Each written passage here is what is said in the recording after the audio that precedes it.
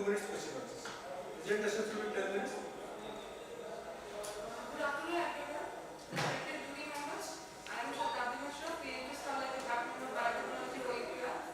Today I am going to present on experimental and computational evolution of hypoxia and hemolysis contributions to erythrocyte ATP release. So this is the outline of today's presentation. First we will go to a brief introduction with the objective, then material method, then further result analysis, and then last conclusive features of the technology and references. So this is a brief introduction. RBC as an oxygen sensor in blood circulation. As we can see, human circulatory system, the heart, the blue color vein containing deoxygenated blood and the red one containing oxygenated blood.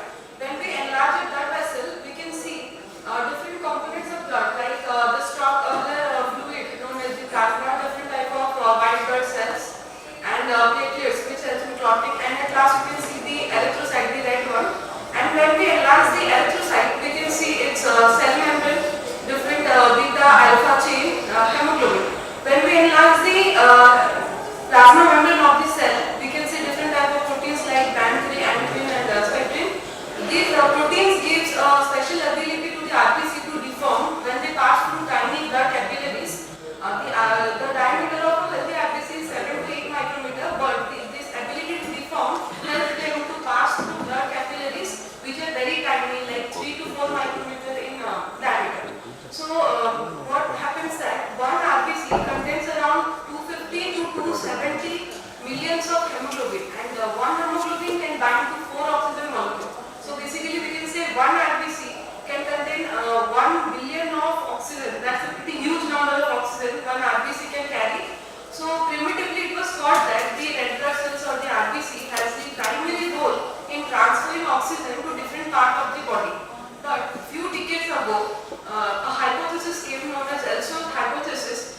They said that not only RBC has a primary role in transferring oxygen, it can also sense the area where there is low oxygen. Why was it necessary? Because in our heart there is a need for oxygen supply and demand match. When there is a mismatch in oxygen supply and oxygen demand, then we can have diseases like myocardial infarction and other heart diseases.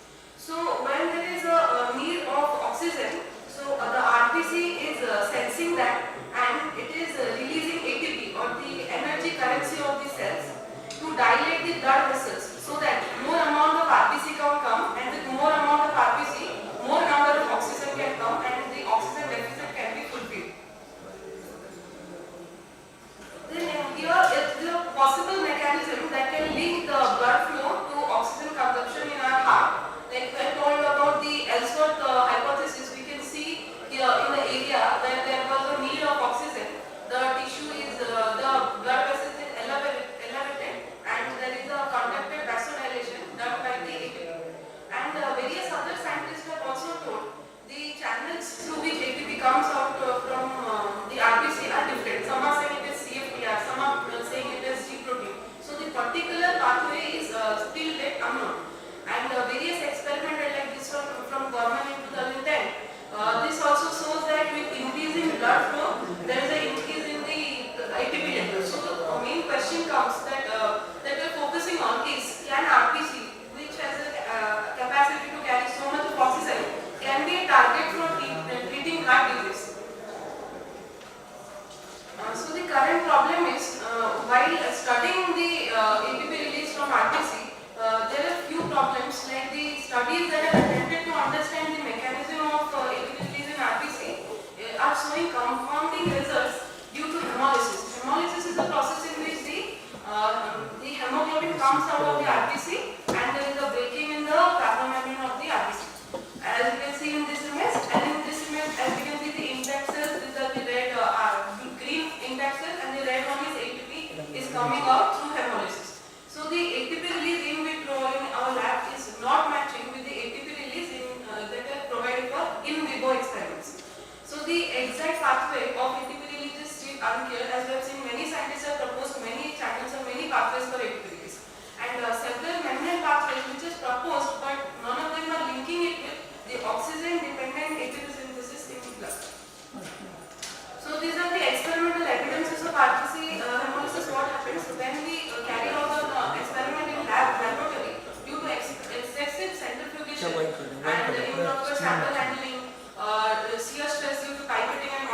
all these laboratory methods, there is a cause of hemolysis which is confounding the result of ATP release. So the question was what happens to the RBC membrane structure and the function when the cells are exposed to stresses like hypoxia, which means low oxygen, and osmotic stresses. So chemically, we are changing the sodium chloride concentration of the cell so that the cell will burst. So traditionally, how hemolysis was detected? It was detected using spectrophotometric method or luminosity method, or the cells were counting using a hemocytometer under light microscope or a different type of microscope. So what was the problem was that counting in the hemocytometer is always a time-consuming process, and automatic cell counters which are available in the market are heavily expensive, and sometimes spectrophotometric analysis for each sample takes a longer period, so that biomolecules like ATP they degrade with time. So this is our novel proposed method that can image-based segmentation be combined with laboratory assays, spectrophotometric or luminosity assays, to improve the accuracy of hemolysis detection. So this is our experimental approach. First we collected the blood in a K2EDT tube, then we centrifuged it to separate the plasma membrane, the puffy coat and the packed RBC, the bottom one. Then we washed the packed RBC and introduced it to different sodium chloride solution, and after that we introduced it to a low oxygen concentration. After that the adsorbance was present. This is the novel combined spectrophotometric and image-based hemolysis detection method. Using the same process, after dilution, we took it to a light microscope and calculated the number of cells using a manually using a hemocytometer, and we collected that number. After that, the image from which it was calculated, we took it to the input as an RBC morphologic image. Then we did grayscale, changed it to grayscale. Then various image processing methods were applied. Then various morphometric operation was done to those RBC images. Then finally we got the cell count and the percentage hemolysis which we earlier carried out from the spectrophotometric data. We combined it and we found we see that in the result. Then this is the result of calibration and spectroscopy. This is showing that there is a presence of hemoglobin in 440, 540 and 560 nanometer in different doses of sodium chloride. These are few calibration curves of hemoglobin, tritonex and ATP. Now the osmotic imbalance and hemolysis due to tonicity of the bath medium. So as we varied the sodium chloride concentration, with varying sodium chloride concentration, we can see a change in absorbance. With low sodium chloride condition, there was a high absorbance because under hypotonic stress, the RBC membrane lysed or broke very easily and hemoglobin oozes out of the cell. So then we converted it into a percentage hemolyzed to different sodium chloride concentration, and this you can see a dual Y plot showing absorbance and ATP release under 78 Celsius as differing sodium chloride percents. So in this result we deferred the oxygenation state, means we turned our cell into more hypoxic condition. Then we can see an increase in the ATP release, and here also we can see the ATP release under low oxygen condition is 3 times more than normal oxygen condition. This was effect of deformation and hemolysis and ATP release. While doing experiments, we usually use laboratory methods like pipetting, centrifuge, vortexing for mixing, etc. So while using those instruments also, we noticed that there are few percentage of hemolysis happening.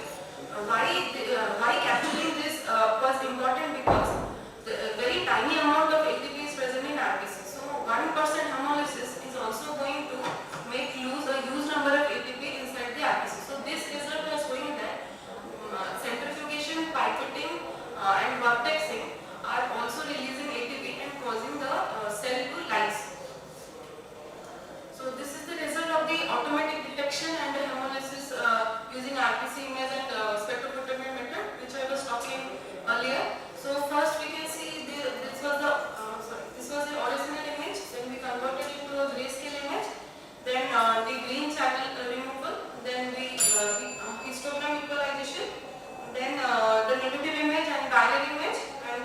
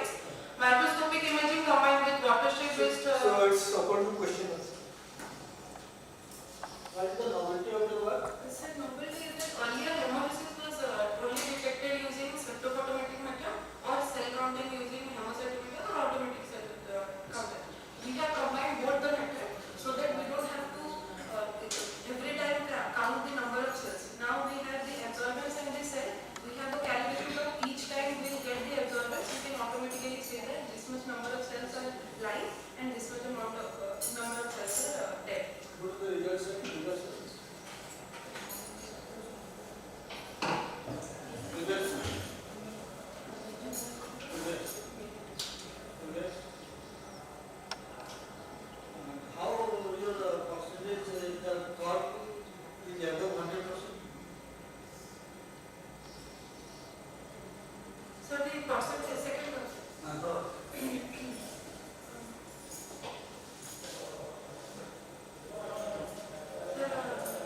Due to epic hypotonic zone in that 0 to 0.1, it is calculated due to 100%, but it absorbance came above that.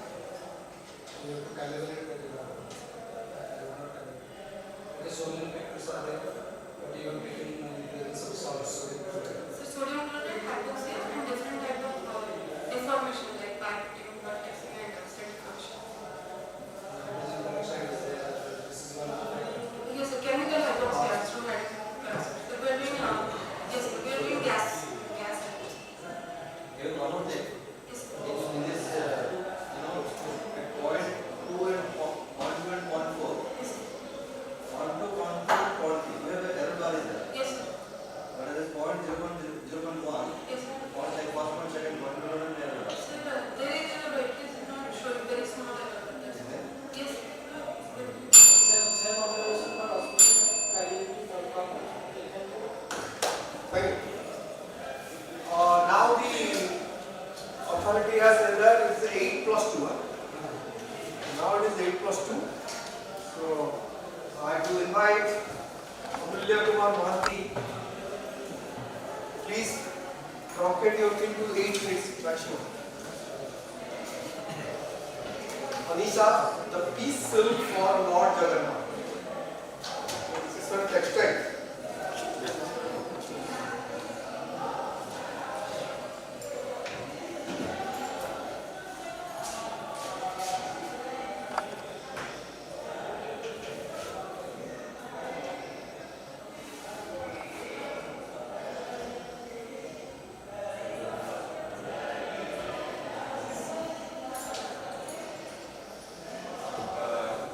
Good afternoon, student members, scholars, and the audience. This is my subject which on WC on Dhara, and this is a part of our PhD subject as high value utilization of silk and silk waste.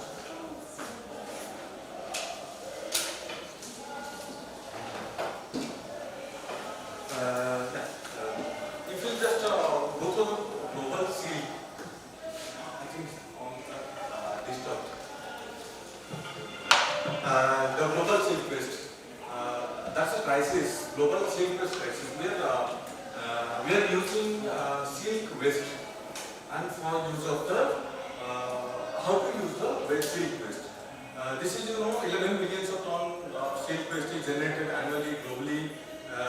That was studied in 2022, and 15,000 tons of sericin proteins wasted for degumming processes. And this is India is the second largest producer of that is around 15% of the silk waste. And the silk, if you say silk waste, and this is actually lots of utilization of the silk waste, filtration, functionalization, energy, reinforcement, yarn, regenerative fluid, electrodes, and biomedicines. This is the uses, high value use of the silk waste.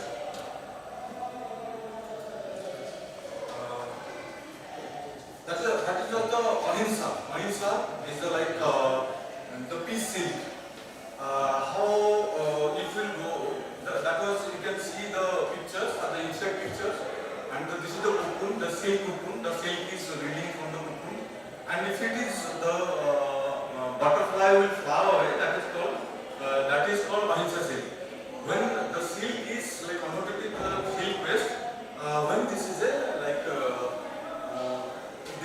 has been cut, the silkworm has been warmed up and killed. This is the life cycle. I will not go to the details of the life cycle of the silkworm. It is around that will take around 130 days periods to make the silk from the silkworm. And this is the 4 type of silk is there: mulberry, tussar, airy, and muga. And we are focusing on the airy. That was the ahimsa. That was the staple length. That's not continuous fiber. And what is the when we have gone through the literature study review, what is the significance of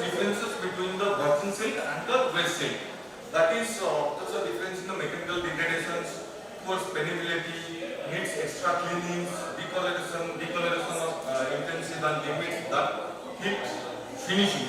That is the lacking the silk waste. And the main point is the I'll go to the how the structure of the silk. If silk is the combinations of sericin and fibroin, we have to extract the sericin part of the silk, so to improve the luster and spinability of the silk waste. So we are now going to experiment on that, how to will degumming the silk. This process is degumming. In degumming process, we have to extract the silk sericin. That is the waste. Now we have tried what we have tried.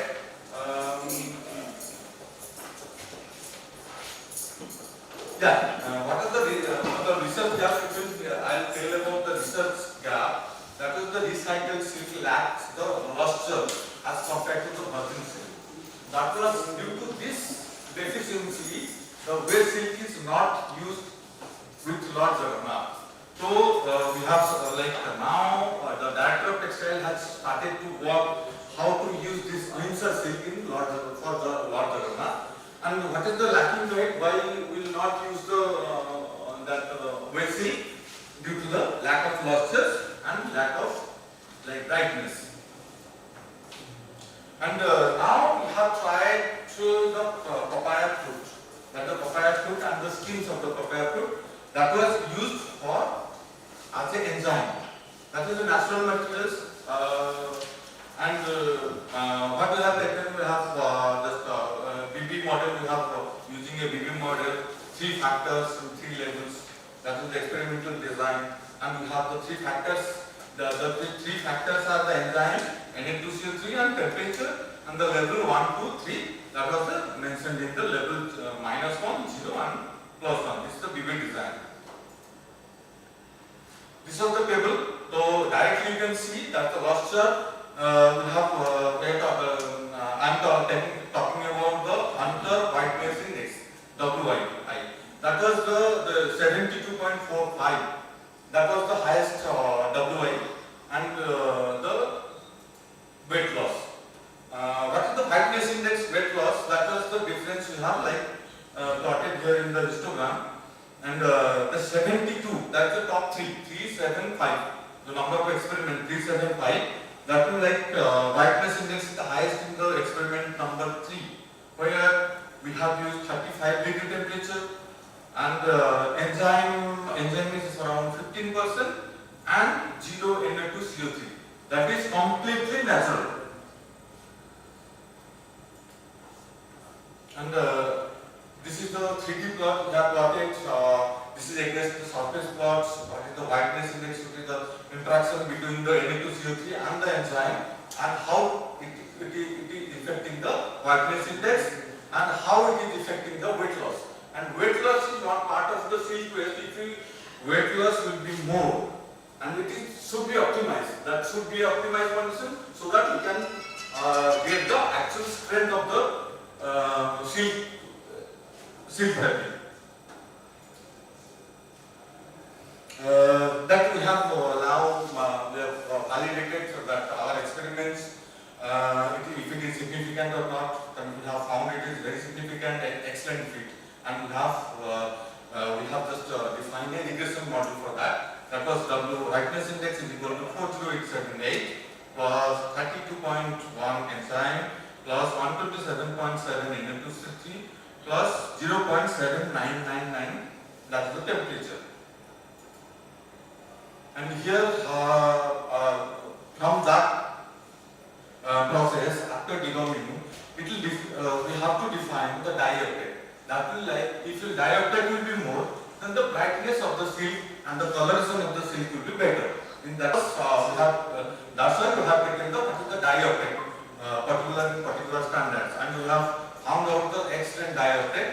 That is around, we have tried at the acid red 41 and comparison the propane degum versus conventional degum. That was visual confirmations.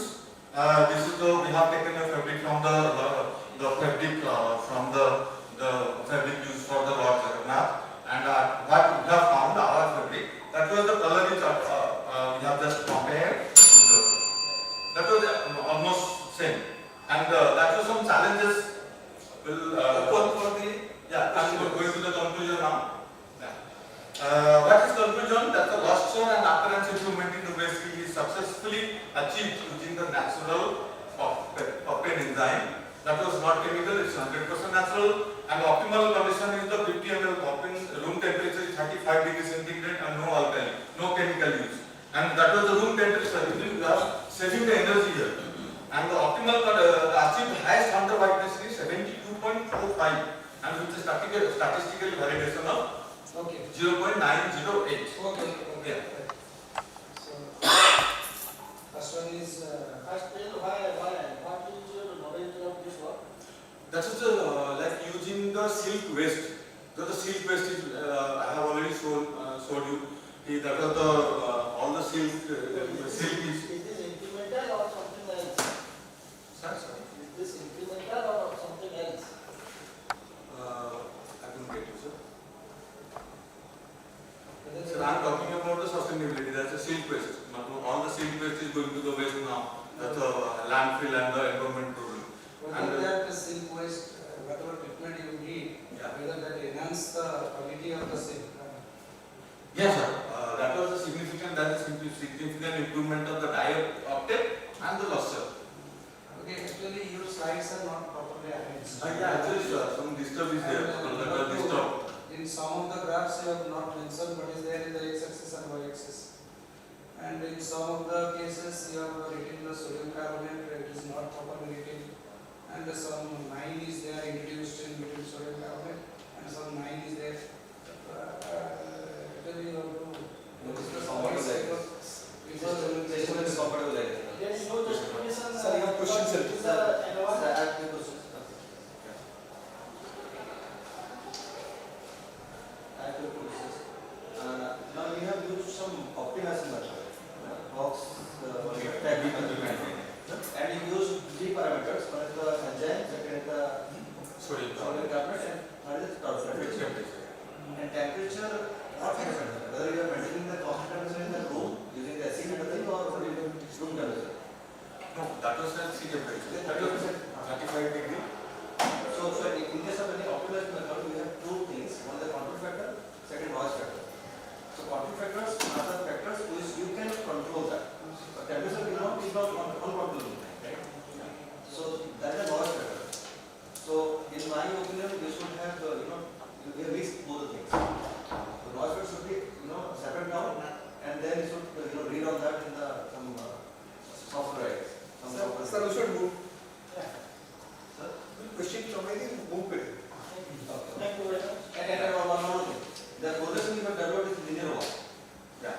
No, it's not linear. It should be non-linear. It's a regression one. This is not a linear one. So this is something. But that was actually founded from the. It's non-linear.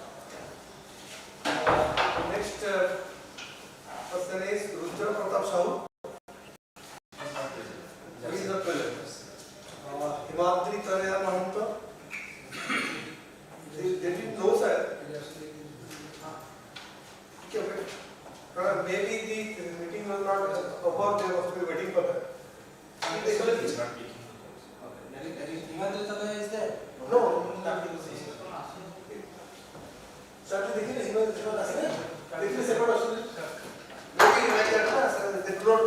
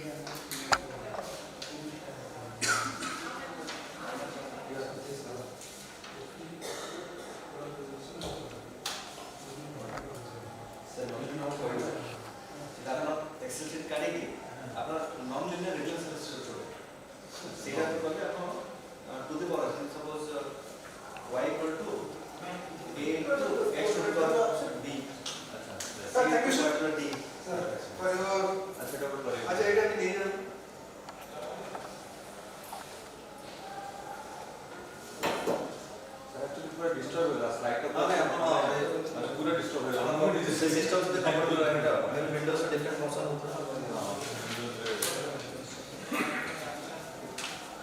Samakat sir. These are asking Details. details. Details they are not there.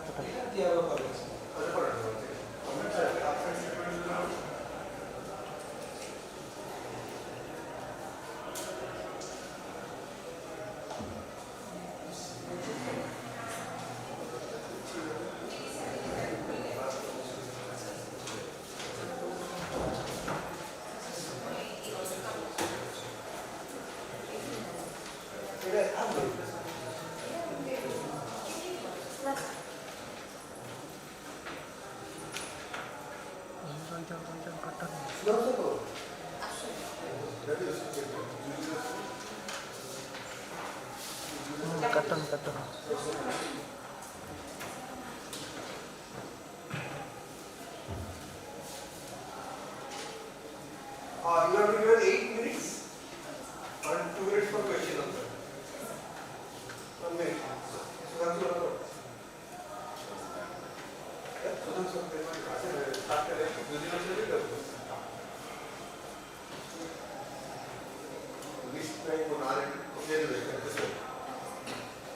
Start करो ठीक है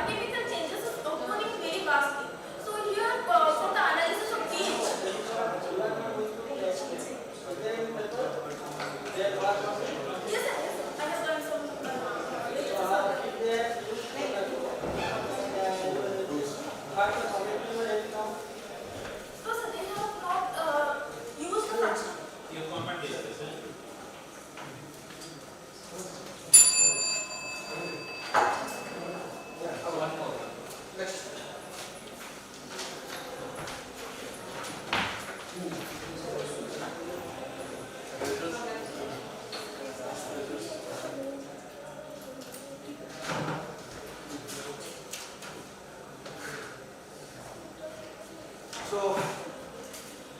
please start. Good afternoon everyone. I am Aishwarya Das from School of Electronics. Today I am going to present my topic on implementation of linear equalization and decision feedback equalization for signal detection in OWC system under OK, DPSK, PPS modulation schemes. These are my contents. So OWC stands for optical wireless communication. Why we are going for this? Because today the increase of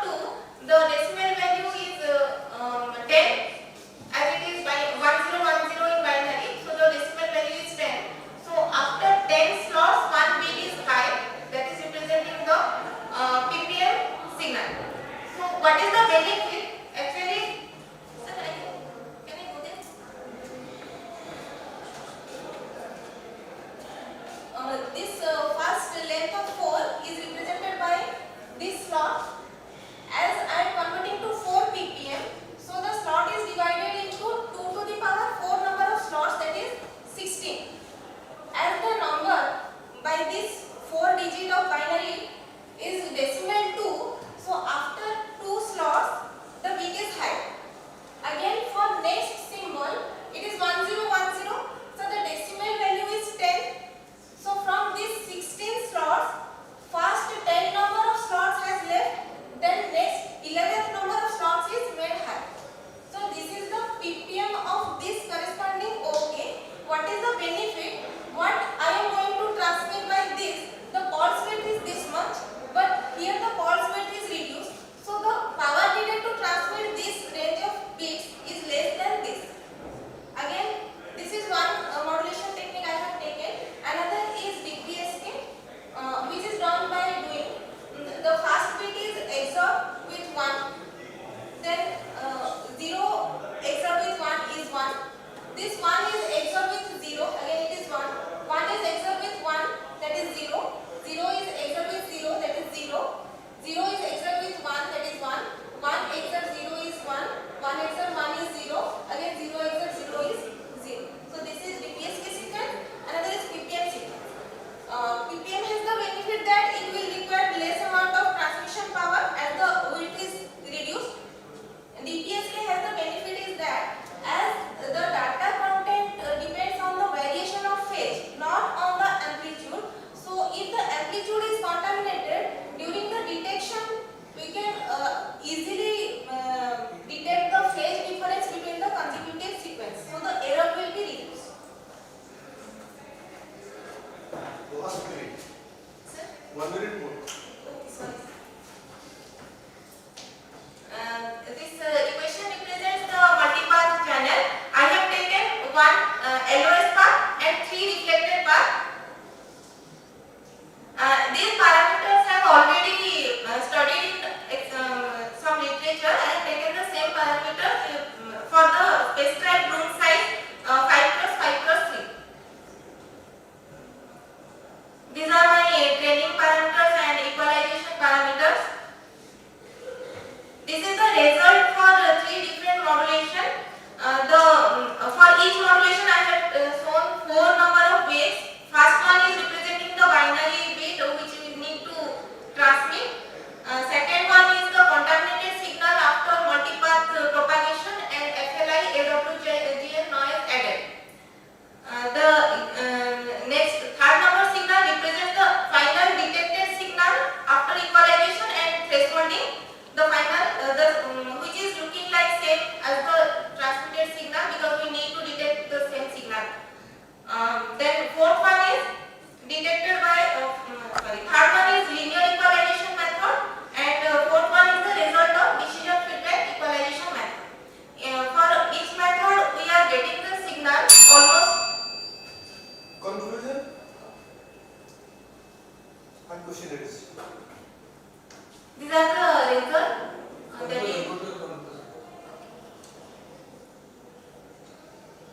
After all the studies, we conclude that BER curve for PPM modulation shows the best result when it is combined with DFE equalization, decision feedback equalization.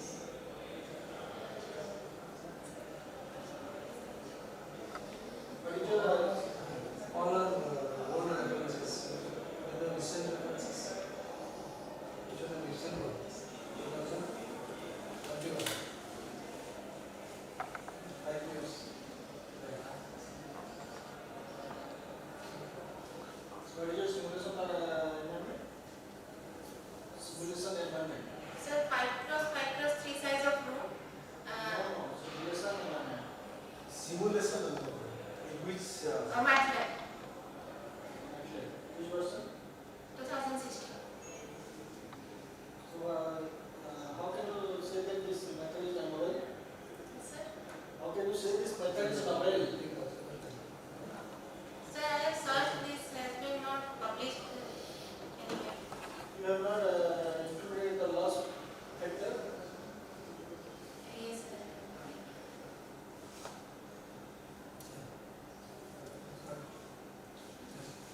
Thank you.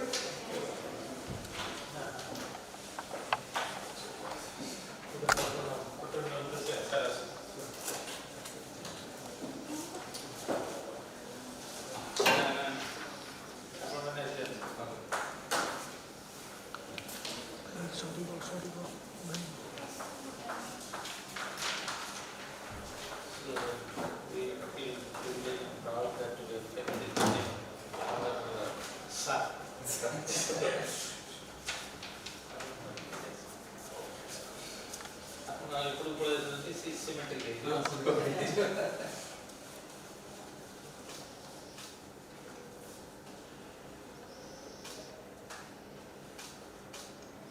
sir.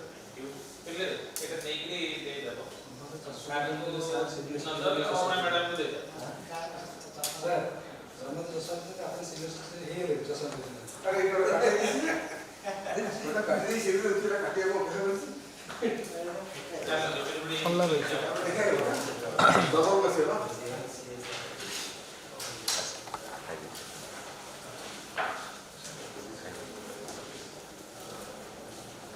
ସେପଟୁ କାଟିଲା ସେପଟୁ କାଟିଲା ପରେ ପୁଣି ନା ଟିକେ ସମୟ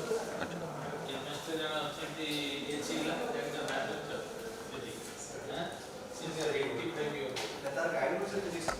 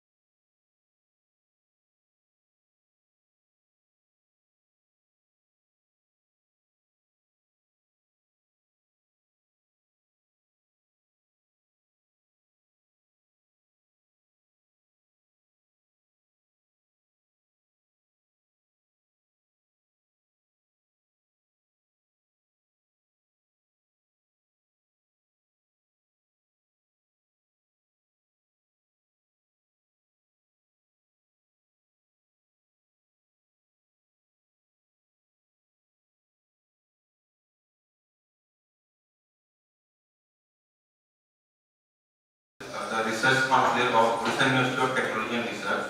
Now I would like to invite Mrs. Rosalinda Rai ma'am to present this presentation. Thank you.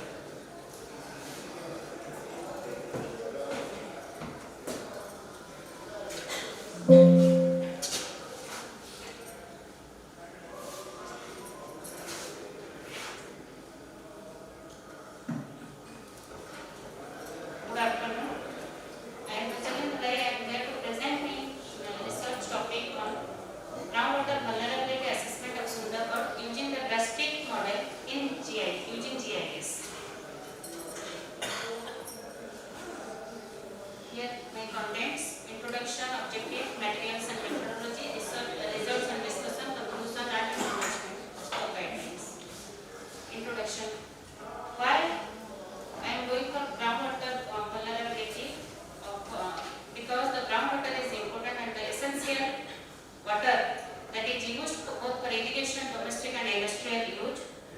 And nowadays the over exploitation and the discharge of the pollutant needs the sustainable management of that resource, and the area becomes highly vulnerable and the aquifer of that area become highly vulnerable. That's why over the vulnerability mapping of that area, which area is prone to contamination, that once we found that, then we can take some precautions. Here there are many models. Here I have taken the one model, that is drastic model, which is incorporated into the GIS to evaluate the zones of pollution and the contaminant move.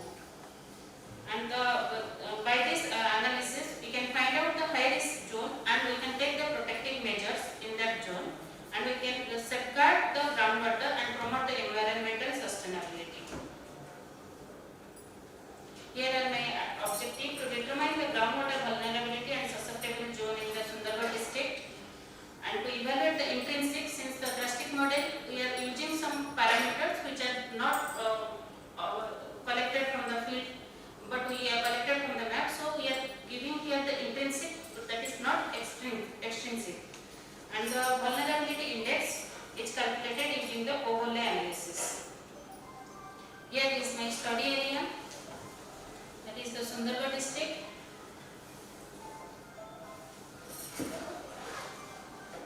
And the methodology I have followed, I have collected data, and basically the drastic stands for the depth of water, net recharge, aquifer, soil media, and the topography, erosion and hydraulic conductivity.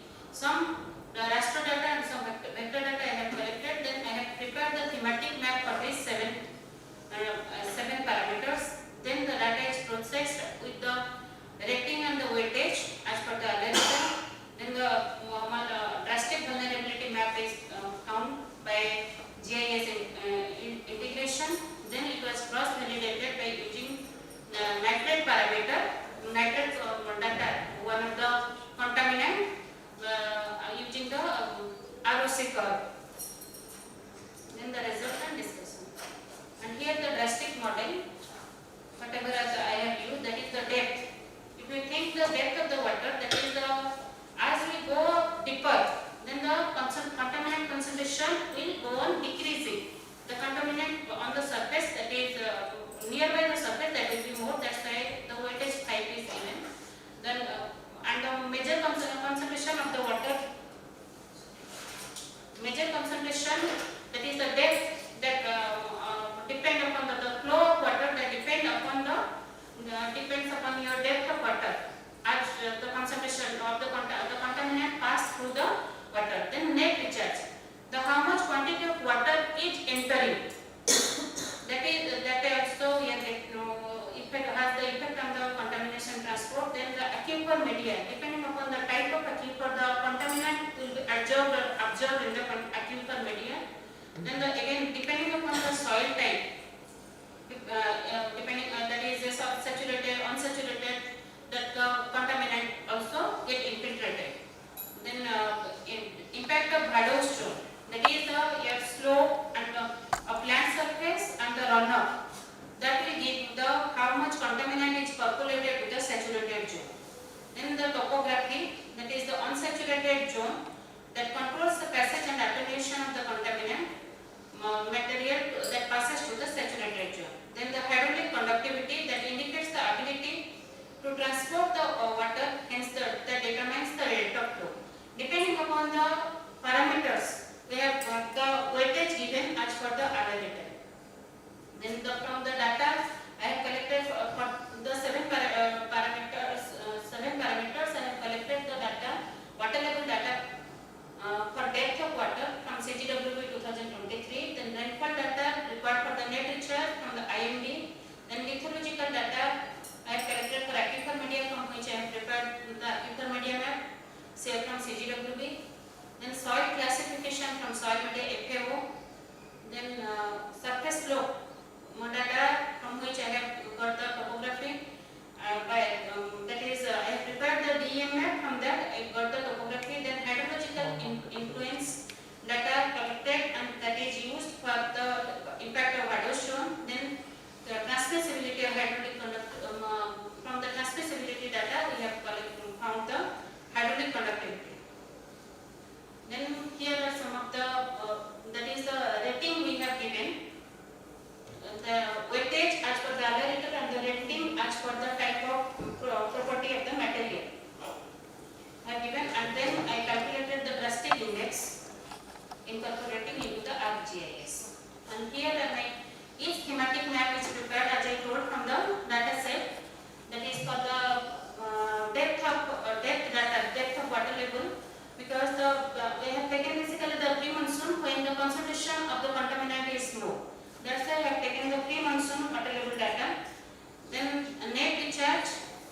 Then here is the rock type in the overall Sundargarh district. Then soil type, slope, then hydroshone, then hydraulic conductivity. Here is my result. I have prepared from the drastic index map from the for the Sundargarh district, and here in the second map we can see that I have positioned the nitrate, the data available for 74 nitrate data, and with the then we extracted from the vulnerable area. Then we got the ROC value is fitting with that is around 0.802, basically for my high contaminant zone, that is shown by the red color. And here is the discussion, that is the vulnerability map falls under moderate contaminant risk category, and in some area it is highly contaminated. Then three color codes as shown, that is green for low vulnerability and yellow for moderate and the red for the high vulnerability. Low vulnerability generally seen in the deeper water table zone, but high vulnerability corresponds to shallow and the permeable aquifer zone.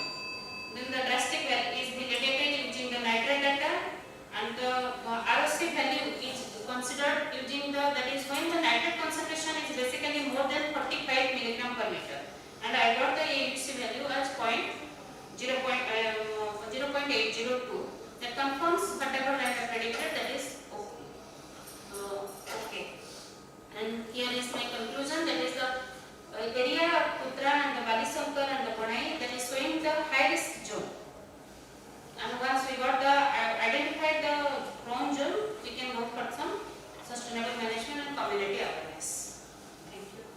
So your model is restricted to only Sundargarh district or any other district? Sir, only Sundargarh. Only Sundargarh. It cannot be extended to It other? can be extended, but my target is for Sundargarh. Why? So basically the industry and the nearby mines and the agricultural activity, because there is some river, that agriculture, targeting that agriculture, that nitrate comes. That's why I have now validated for nitrate. Industry point of Sambalpur is number one. The downstream side is Sambalpur aସୁଛି, but upstream ରୁ ଦେଖିଲେ mines ରୁ ଆସିବ। ये जो drastic है, ये जो meaning जो बुझे जो बहुत से start हो।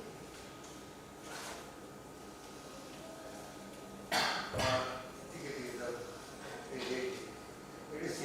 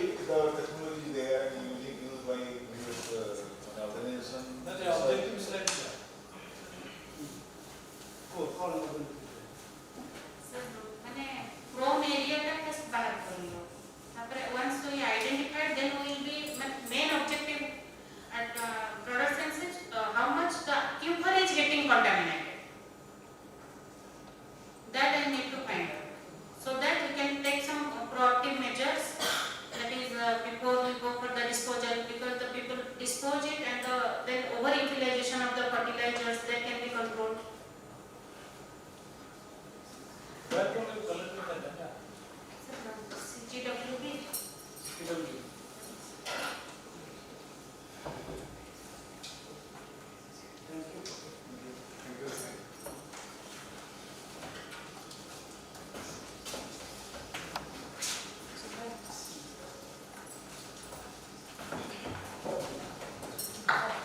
I would like to welcome Siddharth Murthy, sir.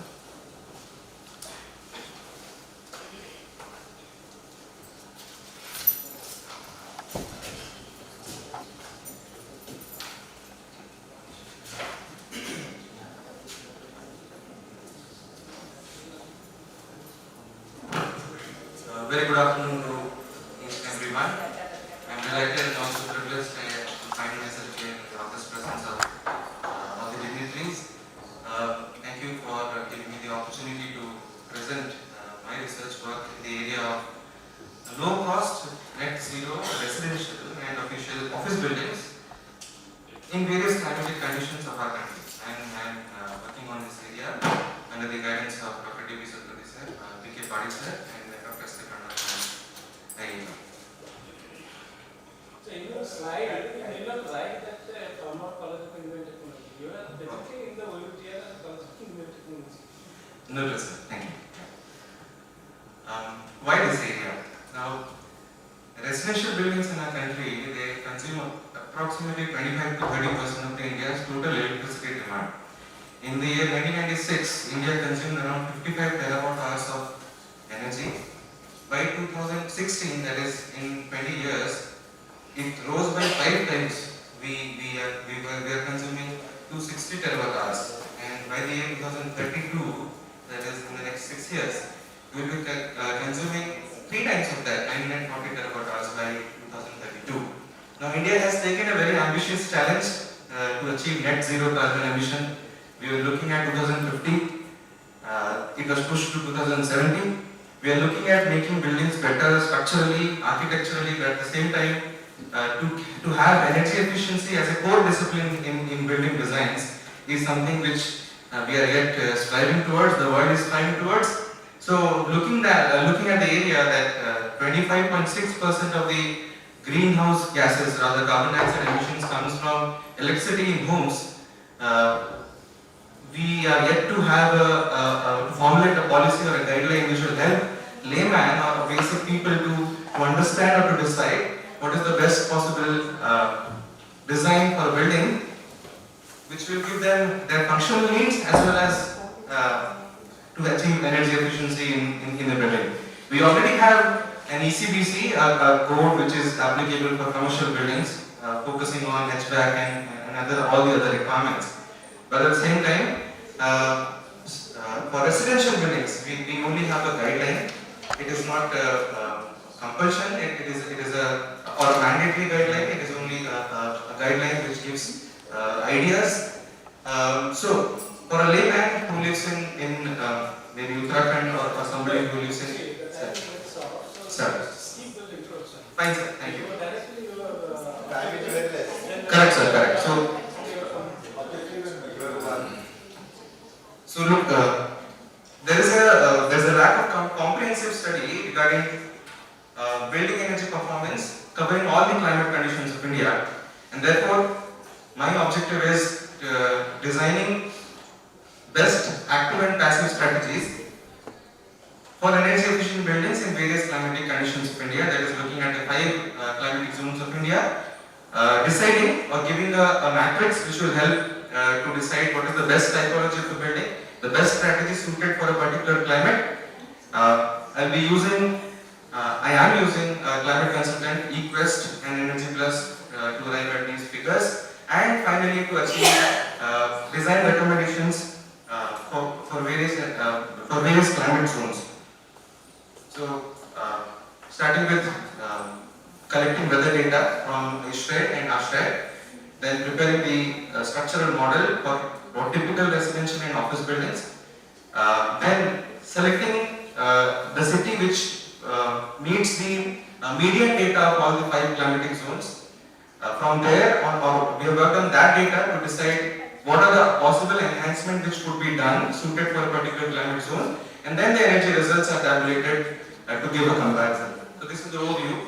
I am using given these psychometric charts to arrive at the most comfortable hours in a particular year. Using this,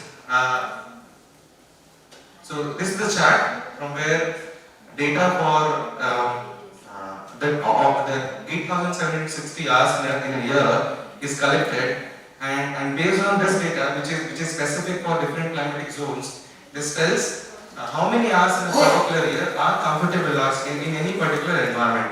So to say, 29.8%, 28.4% of hours become comfortable for the climate of Bhubaneswar if we are adopting sun shading of windows. 50% comfort hours we are getting if we are adopting adaptive comfort ventilation, that is mechanical ventilation. This chart has helped to decide best possible practices to be implemented in different climatic zones. Now with this data, I have collected the shade data available for 59 cities across the country in 5 climatic zones, which is hot and dry, warm and humid, composite, temperate and cold. Taking these into account, I have modeled my baseline model of a building using eQuest software, and then the energy EPI index of that building is studied for these various parameters, considering these 5 strategies: changing the primary wall material, changing the roofing material, changing the thermal mass of the building, changing the facade and fenestration of the building, and changing the architectural parameters of the building. With this, I have studied the energy saving potential of the base model along with these modifications, the end user energy split, that is how much energy is consumed towards lighting, ventilation and cooling requirements, and finally having optimized the energy usage, how far have we deviated or how far have we met the comfort compliance of any particular building. To present the results of one particular study of a building in hot and dry climate of India, in 4 different climatic conditions of India.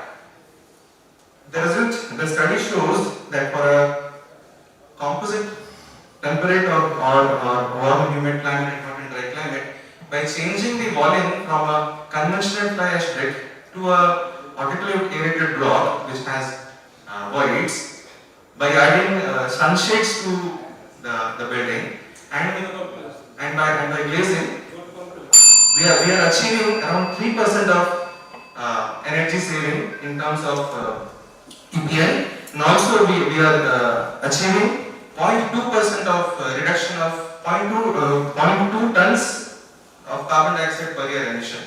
So this goes on to show that by changing the wall alone, we have achieved 0.3% of reduction in the API.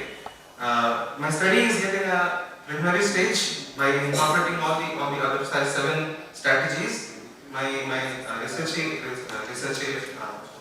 aim is to devise a policy with the strategy matrix, which will help to establish best possible strategies suited to different climatic conditions.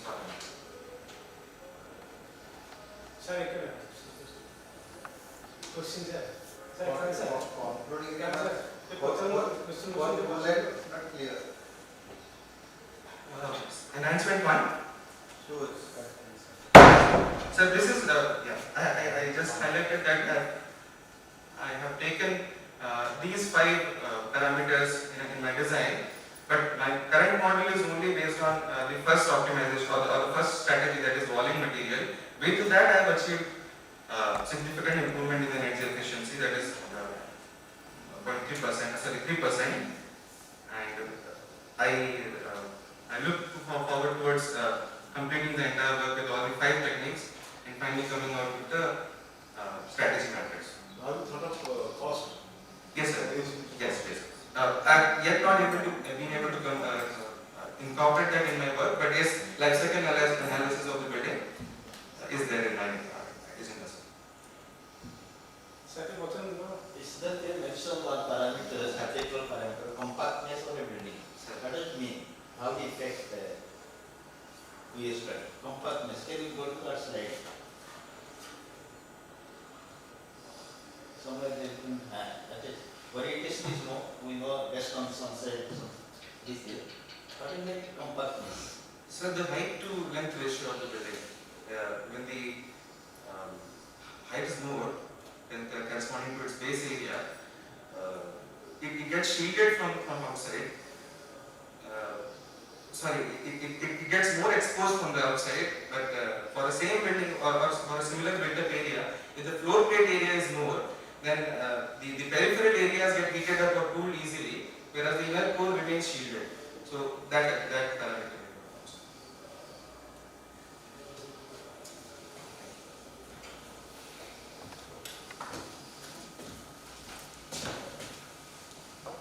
Thank you, sir. Now I would like to welcome Bhavani Sundar, sir.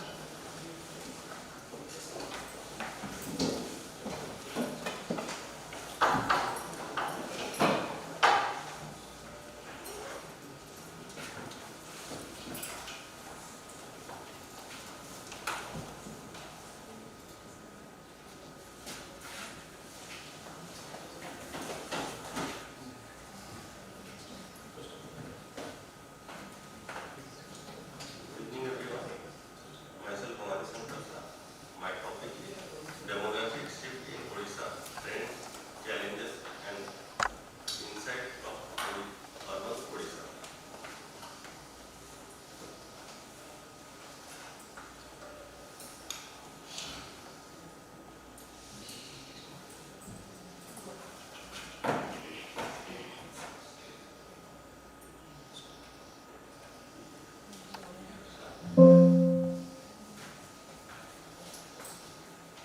Basically, demography is the study of population size, composition, characteristics, and so social. skip this introduction. Go to directly, if you are having the research gap, So basically, my study is on demographic transition and urban development of Odisha. Basically, I want to study some urban policy to frame urban policy due to migration and basically due to urbanization, Odisha is the means urban. In India, we have 17% urbanization as per census 2011, but Odisha has got urbanized only 2%. So due to shift of urbanization,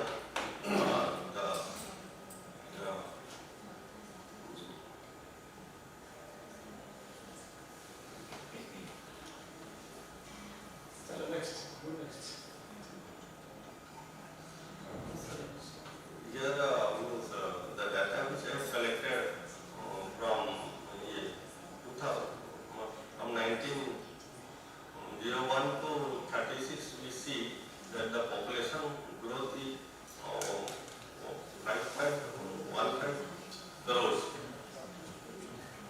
Population growth and the annual growth rate will be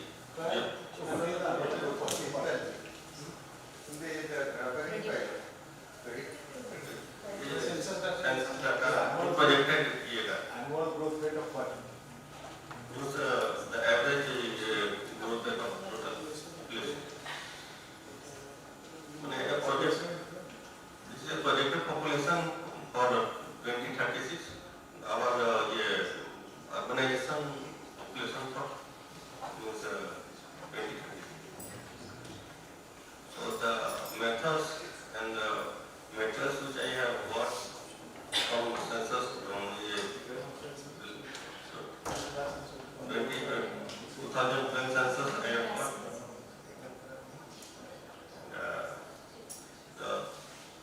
and from the sample registration system, National Family Health Survey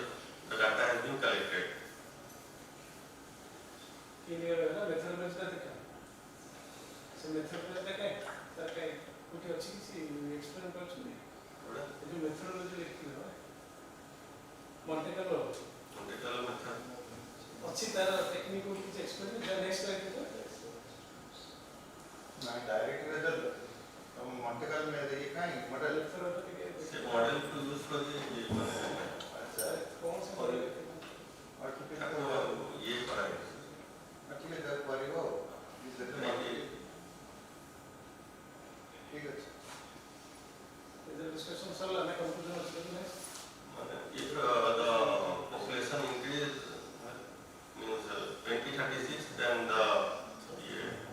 there will be maximum age group of 60 plus age group at the age of next 2036. different numbers in each column. So basically in 2011 we have age group अधिक option 2021 they are decreasing. age group का की है जी वो उटा कौन 9.5 बेसी है जे ना 28.9 बेसी है 9.5 का 60% 60 पांच वाले बहुत एक दो पांच वाले 60 plus 30-36 36 से तो 60 plus को बेसी मैंने लोग दबा में मत ये model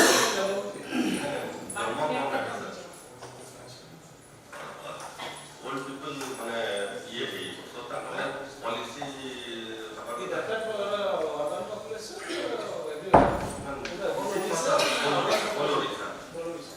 migration from rural to urban area.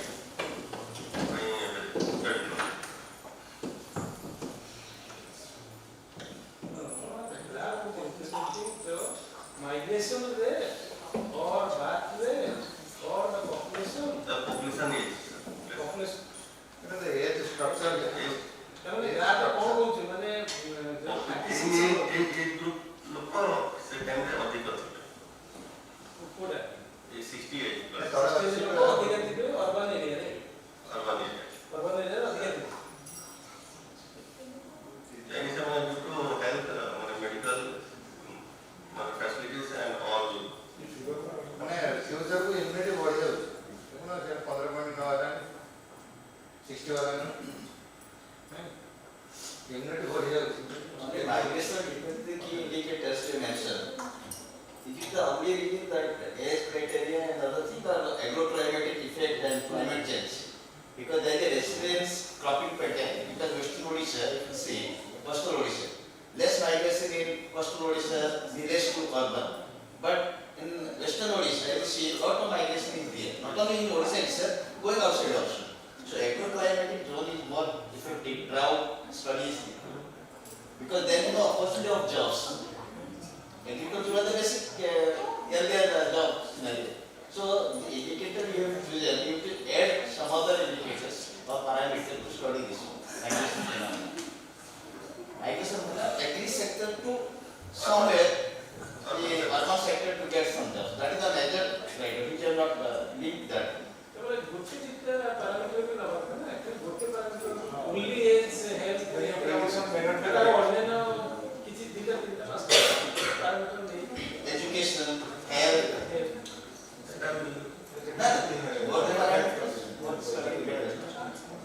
overall scenario of urban population but migration that objective you have got to results more by the but what is notice that is lava actually basically objective ଅଛି କି ମାନେ rural to urban जो आसଛନ୍ତି why they are coming urban because they are having for health issue mental issue and education ସେଥିପାଇଁ ସେମାନେ ଆସୁଛନ୍ତି ସେଟା ଆମେ reason ବାହାର କରିବ କୋଉ ରିଜିନ୍ ପାଇଁ ରୁରାଲ ମାସ୍ ଟ୍ରାନ୍ସଫର ହଉଛି ମେନଲି ରୁରାଲ ରେ ଯଦି ଆମେ ସେ ଫ୍ୟାସିଲିଟି ଡେଭଲପ କରିବେ ଲୋକ ମାଇଗ୍ରେସନ ନ ହେବେ କିନ୍ତୁ ତ ରିଜିନ୍ ତ ଚାରି ପାଞ୍ଚଟା ରିଜିନ୍ ବାହାର କରିବ ନା only one region ତ ନୁହଁ that phenomenon is not universal throughout Odisha. Some pockets are there.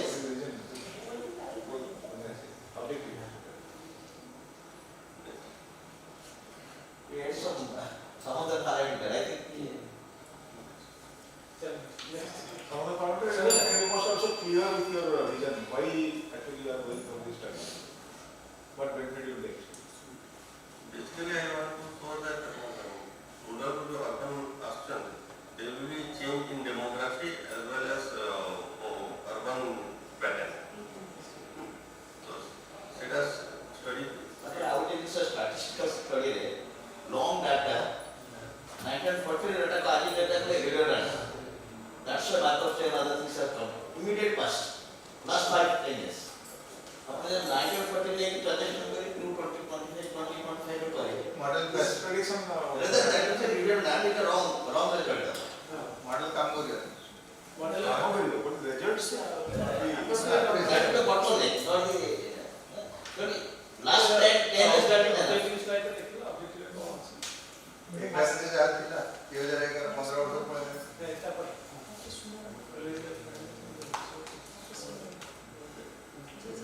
Even objective storage.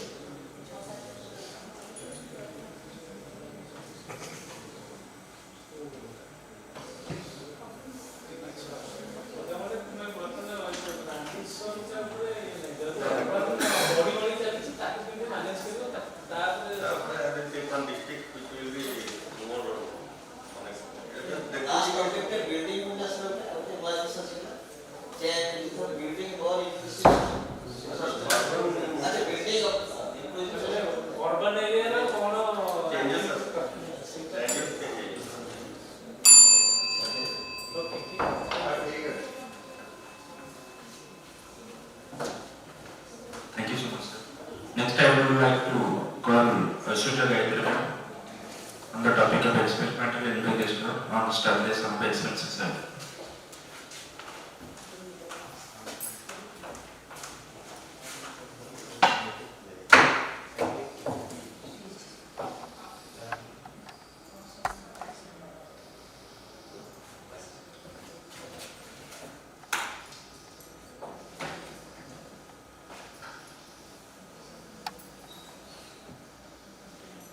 Good afternoon everyone, I am Harshita Gayatri. Today I am going to represent my research topic on experimental investigation on stabilization of expansive soil.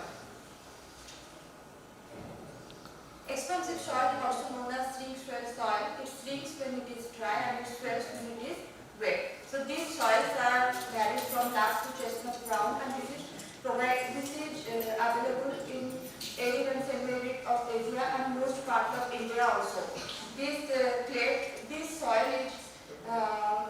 soil is rich with mineral like montmorillonite and exhibit the shrink swell properties. These soil are very problematic, so each year damages due to this kind of soil is very fast. So damages in road, pipeline and buildings that happen because of this kind of soil. So soil stabilization technique is used to stabilize this kind of soil. There are many kinds of soil stabilization technique used like physical stabilization, chemical stabilization. But in my research, I use geopolymer to stabilize the expansive soil. So basically, I have used alkali activated fly ash, which is the waste which is the industrial waste, and I will mix it with the expansive soil to improve its geotechnical property. And the geopolymer will, and develop the strain characteristic by mixing it with the expansive soil. So for my study, I have collected the material from Bhubaneswar, Nuama area, and the industrial waste from fly ash from Anupur and polymer fly ash from Anupur, and the sodium hydroxide and sodium silicate powder and lab red, I collected it from there. So basically, this is the model that I am going to use in my experiment. So the aluminum silicate material in the presence of sodium hydroxide dissolution happen, and the aluminum and the silicate in the material, the alumina and the silicate separate. Then they come together and bind in a gel-like condition, which harden and create like a cementous structure. If we mix it with the soil, then it will definitely improve the strength properties. So for the sample test, I use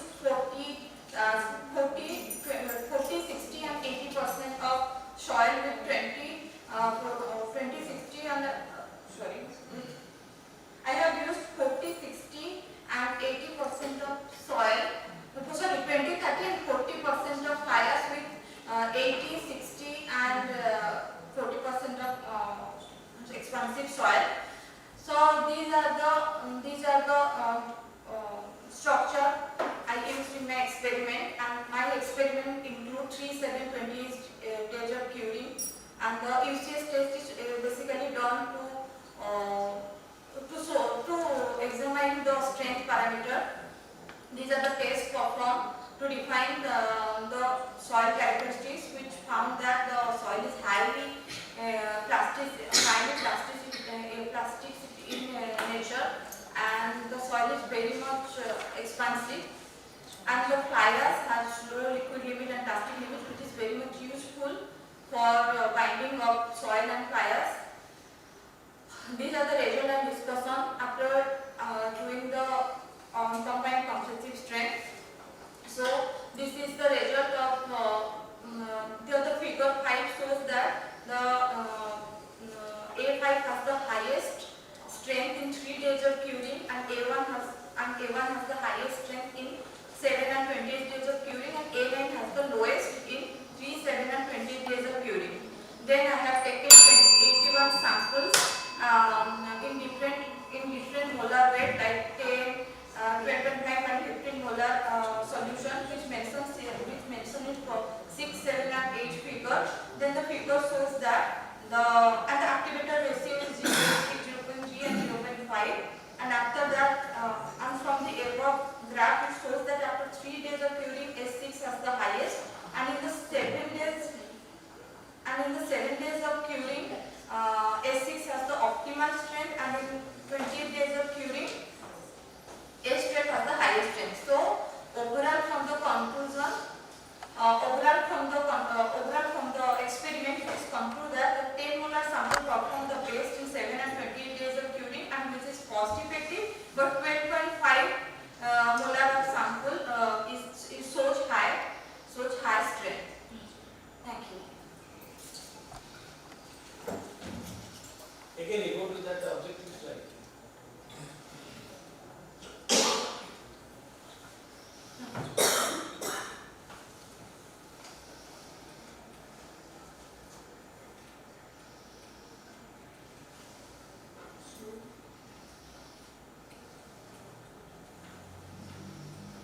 Next. Objective.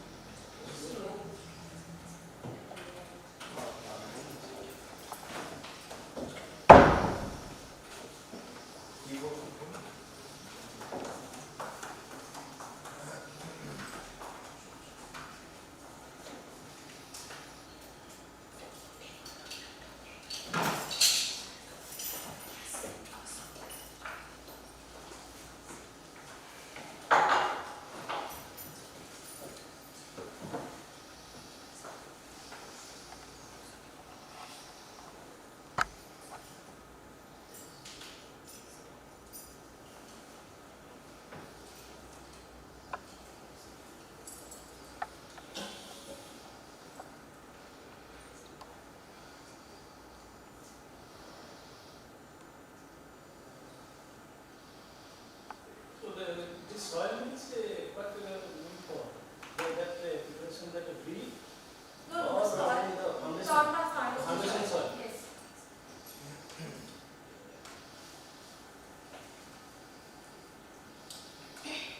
Foundation soil only this all of these three are listed.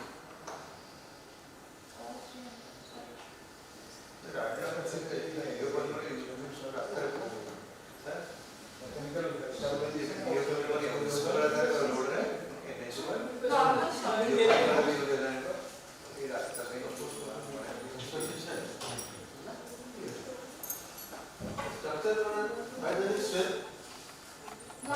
Due to the presence of the mineral morolite. Why morolite swell? Why?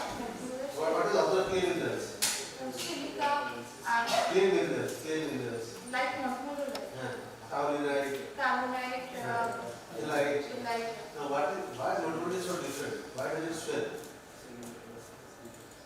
because of the chemical composition of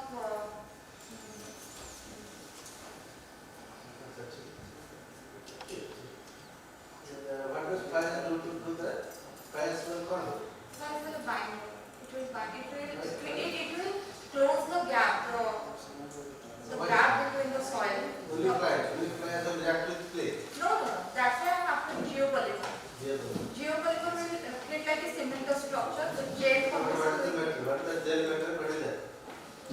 Sodium hydroxide and sodium silicate. These are the geopolymers. Hydroxide, NaOH, and sodium silicate.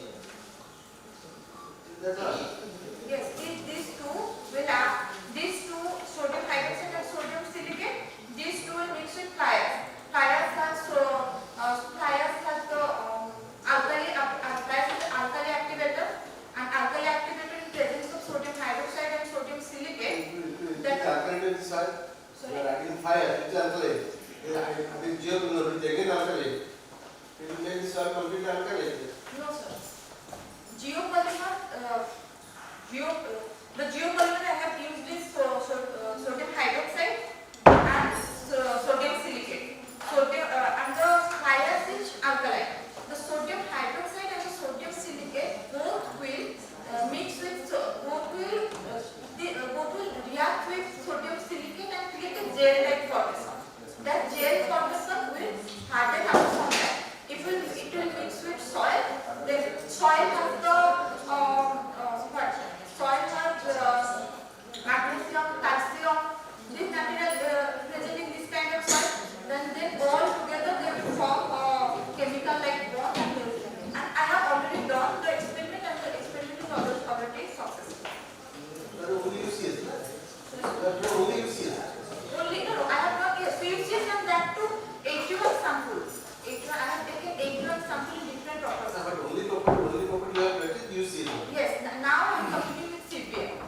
And the other geotechnical properties I have done, I have mentioned it here only the UCS. Like other properties I have already done. Because the time is limited, I have only mentioned the UCS.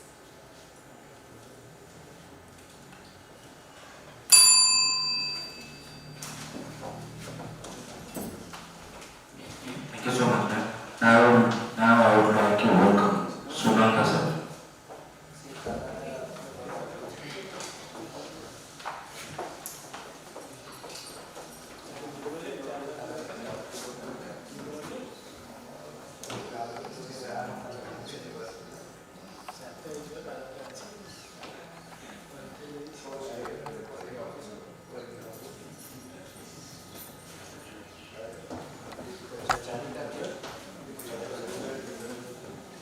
Good afternoon, respected jury members and my fellow teachers, respected teachers all.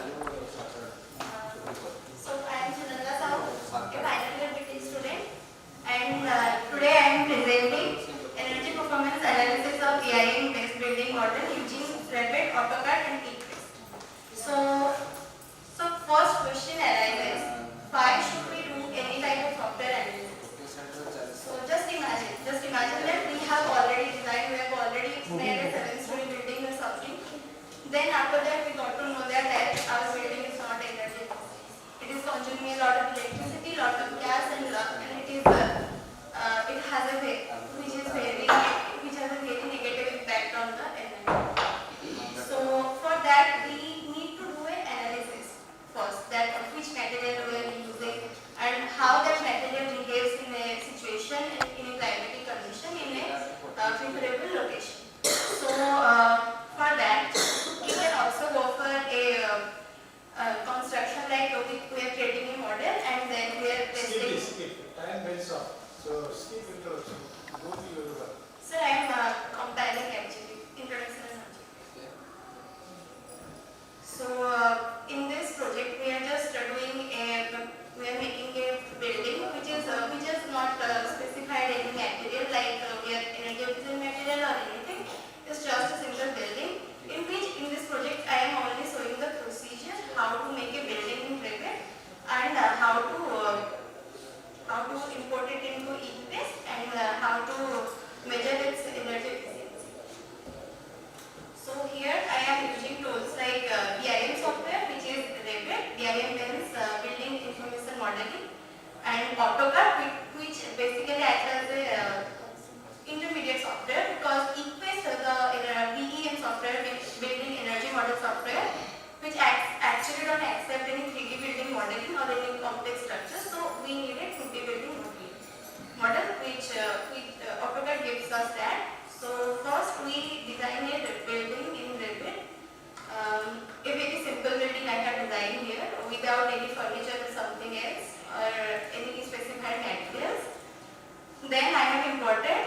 it to CAD file, and here I am excluding if I have imported any type of materials like any furniture or something. If you are importing in your building BIM model, so you have to exclude it here because eQuest don't support all of this. So then after importing it to CAD file, we are then importing it to eQuest. In eQuest, here the actual game is.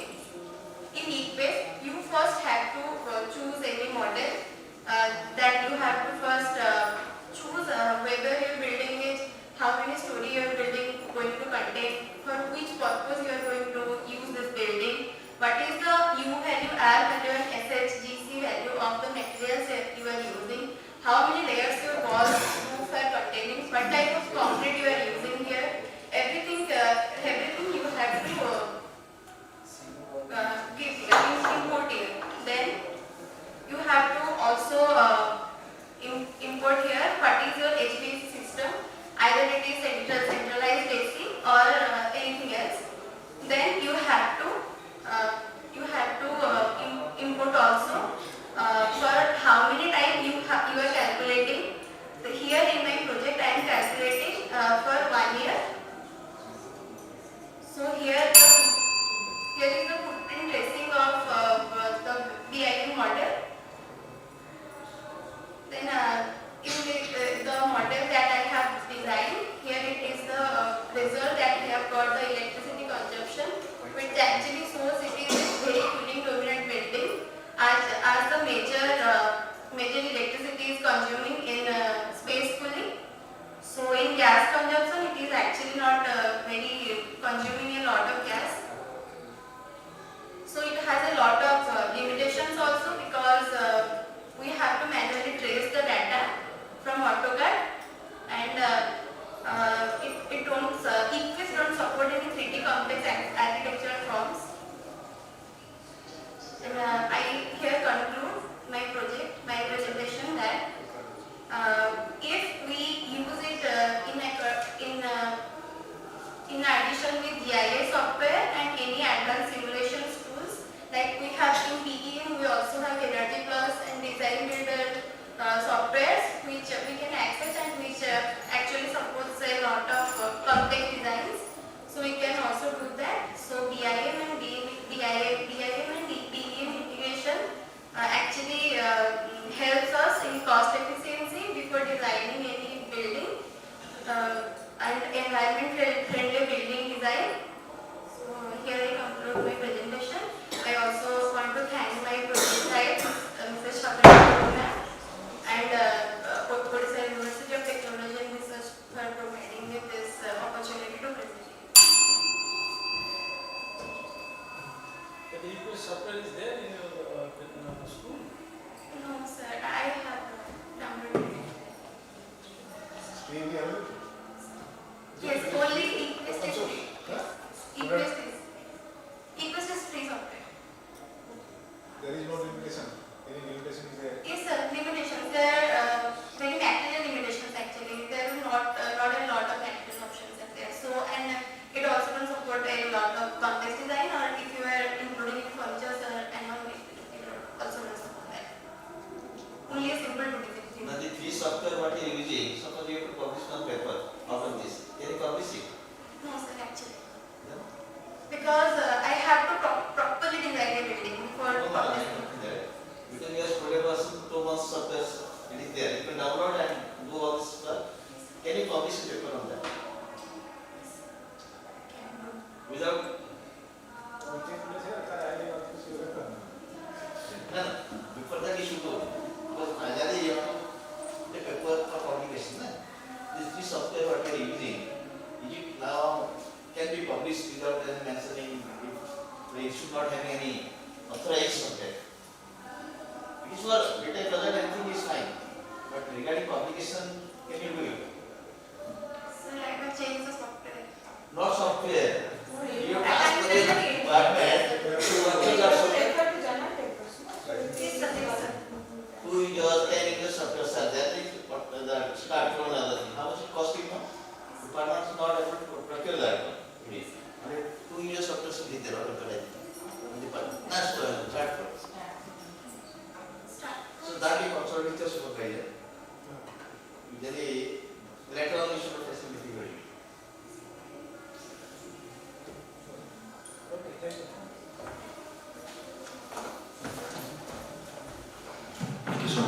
Now I will make a call.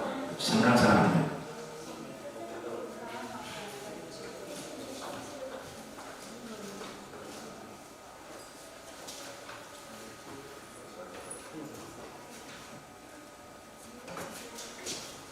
Very good afternoon to esteemed professors and my colleagues sitting here. I'm Dr. Simran Sarabhi from School of Infrastructure and Planning. So this is one of the research topic and this is some part of that particular project that sugarcane package, silica fume and glass fiber can be replaced partially with the cement. So here is the introduction. So there a question arises. We are facing the major crisis, dual crisis. First is waste management and second is limiting uses of cement because of its negative effect. So sugarcane bagaceas that can be a biomass product of sugar milling that poses significant disposal problems and usually it is dumped into the landfill. And along with this partial replacement of this, we can also incorporate silica fume and it is a best alternative to enhance the strength and stability and durability. And glass fibers majorly acts like a tendon and it improves the tracks mostly. So it improves toughness and provides corrosion and fire resistance. So it can act like a triple threat to the construction, I can suggest. That's a better solution. Then next one is that objective of our particular this topic is to characterize the physical properties of sugar and bagaceas, silica fume and glass fiber. And then also we have evaluated the influence of varying replacement levels of SCP, SF and GF on workability of both fresh concrete and mechanical property of the hardened concrete. So we have decided determined the optical mix proportion of M30 concrete incorporating SCP, SF and GF. So these are the material methods. So mostly grade 53 Portland cement was used. Its specific gravity was tested as 3.12 with fineness modulus 7.5 and fine aggregate with specific gravity 2.61 and water absorption rate at 0.8%. Now because silica fume was used, so workability decreased. So to maintain that, we had added a super plasticizer of 0.5%. Now this is Sika Viscoplo 615 K as mentioned in the slide, and glass fiber of 0.5 mm in diameter and 25 mm in length were procured. Then sugarcane bagaceas was also sieved through number 150 sieve because of good cogeogenic action for the control mix, so that it can act like a cementitious replacement material, not just as an addition or filler. So this is the method. First one, we took this silica fume, sugarcane bagaceas, glass fiber along with fine and coarse aggregate and cement and did the mechanical property study with compression strength, flexural strength and split tensile strength.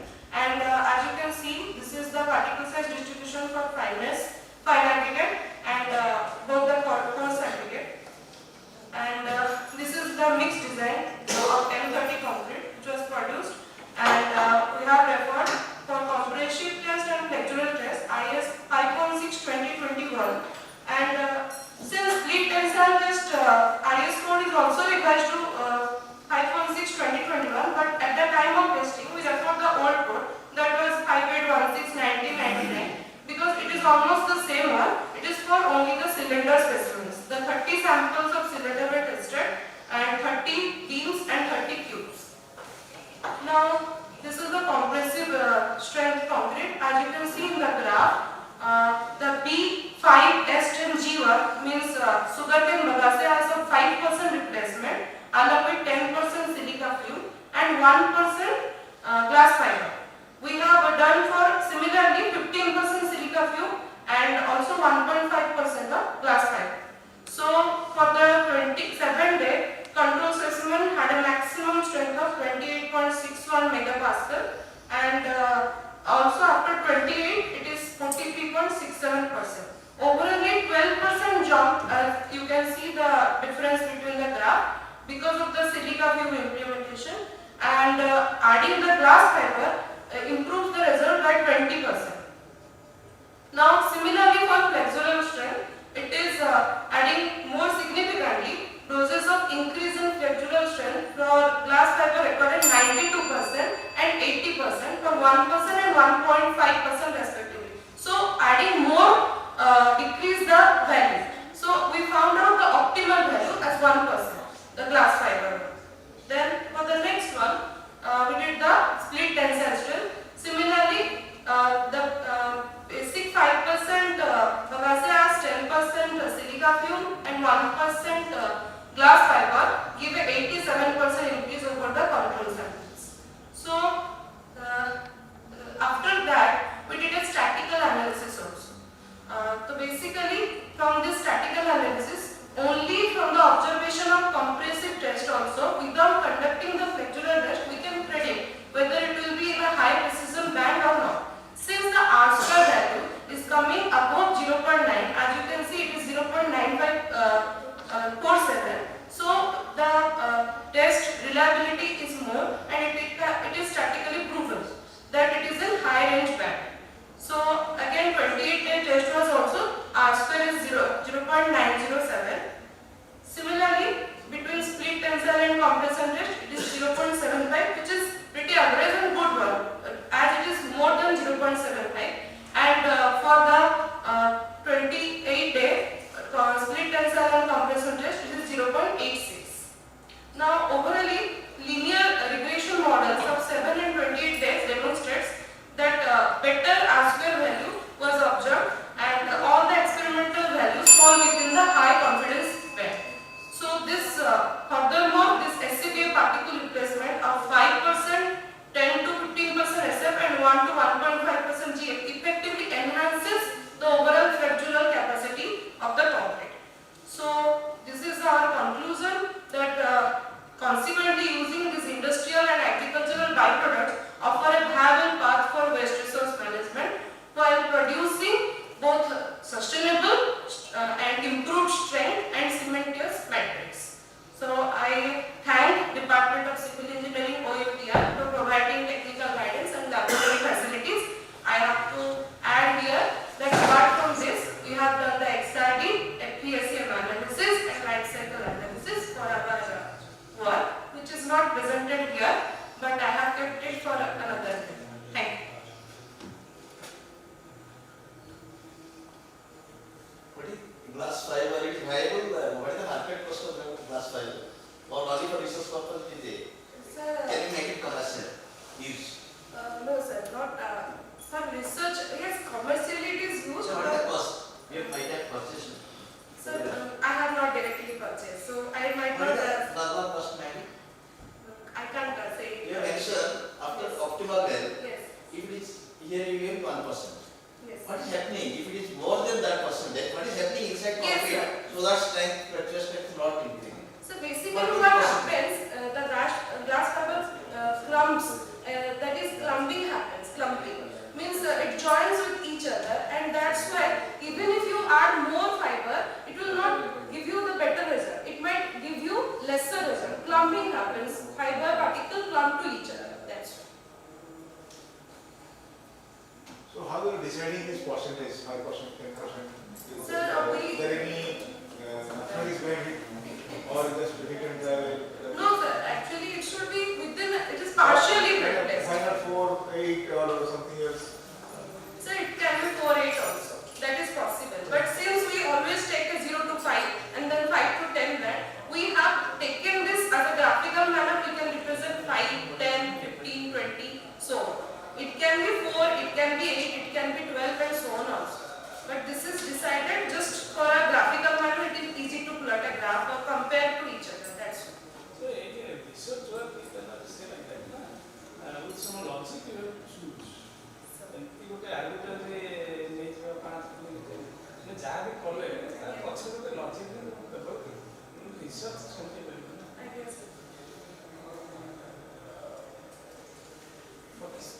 Next.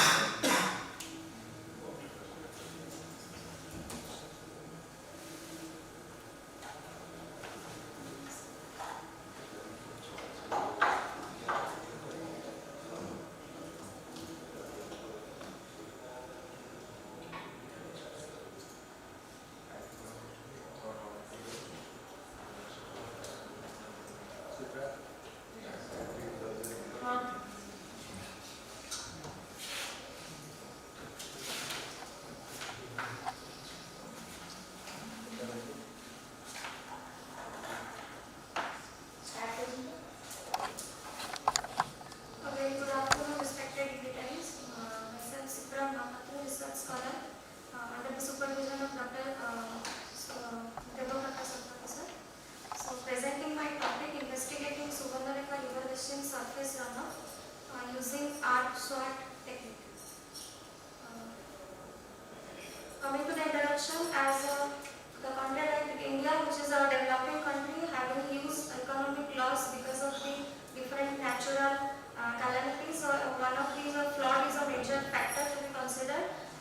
So the changes in hydrologic system, which is just increasing in surface runoff, and various hydrological model is nowadays working for identification of the surface runoff, which can be helped in implementing for planning and management of water resource system in a proper way. So basically hydrological model is a mathematical based model and also can be treated as a symbolization of assumed or preserved functions.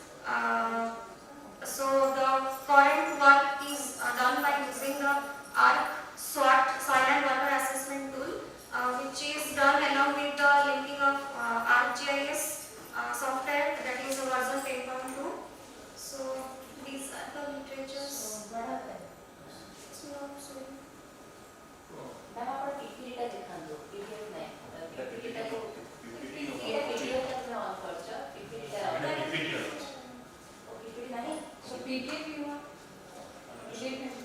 So image will support PDF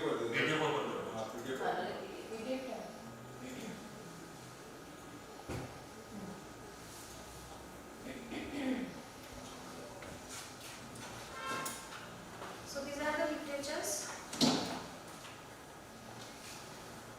So coming to the objective, the major objective for this research is the surface runoff simulation of Suvarnareka river basin using arc SWOT technique. And so this river Suvarnareka, which is flowing across the three major states of India, that is that is the river basin. And the data basically used soil terrain topography data, which is from the source of SRTM DM, USGS Art Explorer. Then the soil property, land data, climatic data, and the discharge data, which is downloaded from the Central Water Commission. So the meteorology point of view, the SWOT model, which is a hydrological model, and basically works with ArcGIS interface. And this is the methodology where the two data sets are used. One is the spatial data, another one is the meteorological data.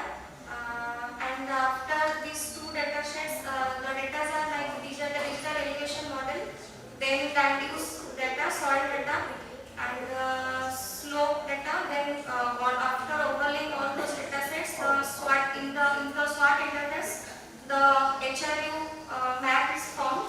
And then by using the meteorological data like temperature, precipitation, solar radiation, and finally the SWOT model. These are the data that I used for this simulation process. And SWOT software is following these steps like project setup, HRU analysis, and finally the simulation process. And the performance of this model was identified through the determination of the R-square and NSC. So basically by using the observed data, which is and the simulated data, which is obtained from the SWOT itself, and these two data sets are the values are compared by the identification of R-square and NSC. So the result analysis part, these are the maps which are generated through the SWOT. That's the soil digital elevation model. Then all those that after slope map, and finally the hydrological response unit HRU is formed, and this the simulation data and versus the observed data. And finally the performance of the model was identified, which shows the result of R-square of 0.8068, which is quite good for the monthly basis, and for the yearly, that is 0.91. So that is the correlation between the observed versus simulation. And so it is concluded that along the basin, that's the 7 sub-basin with 476 HRUs are formed, and this model can be further extended on the performing the calibration validation using Shodh curve, and then some hybrid techniques model can be implemented in future. So this is a currently working project. Monthly data nale actual kai quantity ashe, yearly data nale kai ashe 0.99. The number of data are more in monthly basis. Number of data. Yes. So that can be possible after the validation through Shodh curve software. What is Shodh? Soil and water assessment.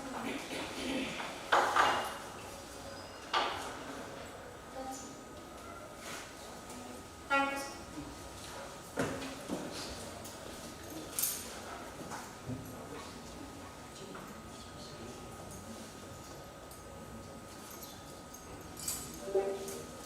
Thank you so much, ma'am.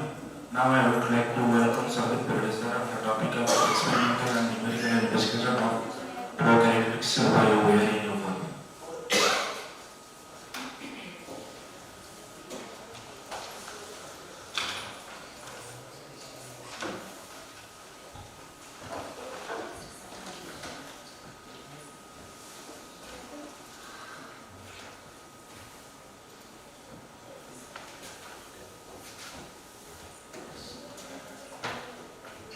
Good afternoon, everyone.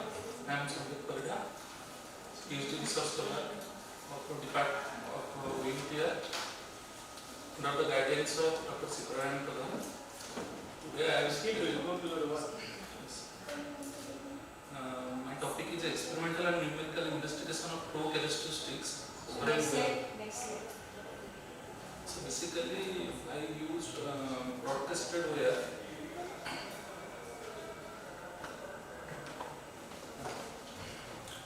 Broadcasted wire are widely employed in hydraulic engineering for flow measurement and regulation in open channel system due to their simplicity, stability, and accuracy in discharge estimation.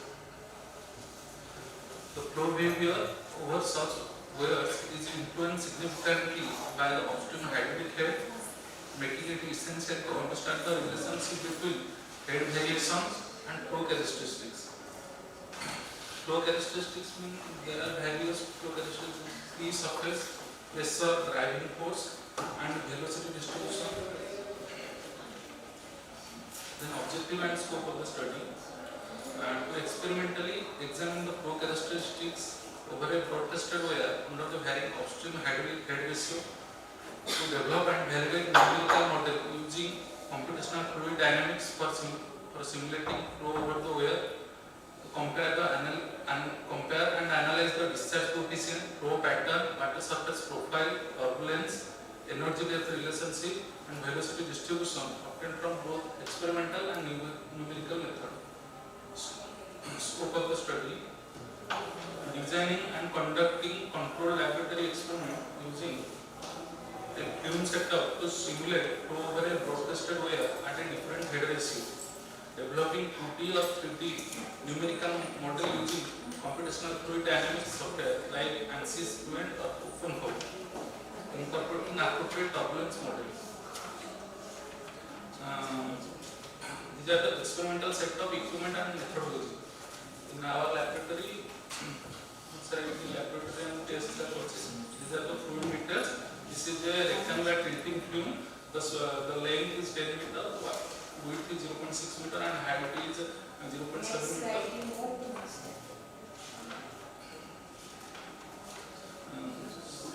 Just like before is a course of particle system, we are using boulder in the tube. So first of all, I will calculate the coefficient of curvature and coefficient of uniformity. Then our experimental investigation different aspects in open channel. The first we calculate the stage discharge relationship, then velocity pattern, depth average velocity, stage discharge. After the flow in the channel becomes steady, the flow depth was measured for each test run along the central line of the channel using flow tracker to acoustic develop. That's a Doppler effect here. The flow tracker to use for 3D measure କରାଯାଉଛି। First stage discharge on volume କେତେ volume of water pass କରୁଛି କେତେ height ଆଉ water level ଟା କେତେ ରହୁଛି sir? Experimental setup is there in the department. Broadcast देखे setup को अच्छा এটা জেনারেলটা দেখিলা आगे फोटोटा सर जेतु लिमिटेड स्लाइड था सर नेक्स्ट सर ना ये एसएससी ब्रॉडकास्टर लगा के कुछ broadcaster then which will come on that sir I can let for your 2D 3D and then I can 3D card आप सारे use कर ली to the power one card all this exercise can do it field direction का जाकर it would have broadcaster से है लो logic पर पकड़ ले वाइस ऐसे 3D card है जाने से 3D card आप पाएगा आप use कर जी वाइस की पर use कर के उसका one card कहीं के इसो all the ornamental things we do sir for economical section part of the economical section उनको सिर्फ broadcaster मिला है जितने broadcaster का diagram था चीज़ then I can advise something sir बहुत अच्छा सर अच्छा economy से then this मैंने about it the graph stage sir then free surface profile sir the open channel hydraulic free surface profile refers to shape or contour traced by the water surface as it flow through a channel that is open to atmosphere. Unlike the pressurized flow in closed conduits, open channel flow is affected by cavity atmospheric pressure, which means the surface of water is exposed and can vary along the length of the channel. आगे चीजें doctor ने सीधा तो protection आगे लाल तो कौन protection option channel तो option में लता पड़ता तो पड़ता सर सीधा तो मैं ना नीचे का बंदा है ना ताप जैसे डेप्थ हो ऑप्शन में लता पकड़ के मतलब मतलब नहीं बेसिक गाड़ी को है सी की क्रिटिकल डेप्थ आवाज प्रोटेक्शन लेते था सीधा के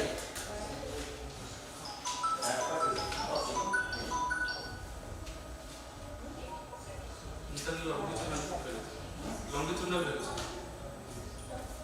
What's that? Just to complete.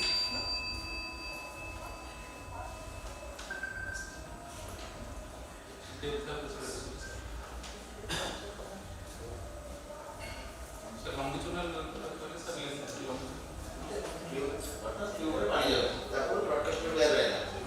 broadcaster कितना discharge होता है? बट फील्ड में measurement भी देरी के समय। हमें same section में kind profile, what is our profile? हमें जाने के standard testing वाला जो चीज, से broadcaster जितना दीपक profile है, वो जाने depth कमी है, that is critical depth. हमें जाने के YC equal to Q square G to the power 1/3. Q is equal to meter cube per meter per second. It is standard information.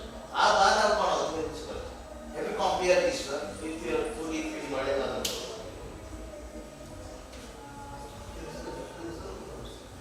तो ये तो सब जो जिनसे एक्सरसाइज करूँ जो क्लास में जो काम करते हैं सिंपल वर्क तो हम तो मैं इतने एक्सरसाइज करें कौन आ रहा है तो time Are you acquainted with this equation? Y is equal to Q square by 3 to the power 1/3. Broadcast कर है the exercise proper double equation profile पर जाएगा देखिए पानी का एक कमी होगी. That is the lowest depth. By say section में क्या है? Water is optimal power how it is going to affect. Upstream में channel of flow है how it doesn't matter much. Say particular critical say होती है. अरे 200 metre channel. 200 metre में कौन होता है बर्बाद वाला. Very close to that. again sir जो channel हम सर broadcasted वगैरह अच्छी सर से वो तो सर हम टोटल तो diagram देखा. I because say diagram में सेटा missing. Anyway, हमारा ऑप्शन है. Discuss matter. NC seems to have that. NC spread. Socket. open अब NC सर से आओ नेक्स्ट मैंने सर ये broadcasted करे आओ का सर ये practical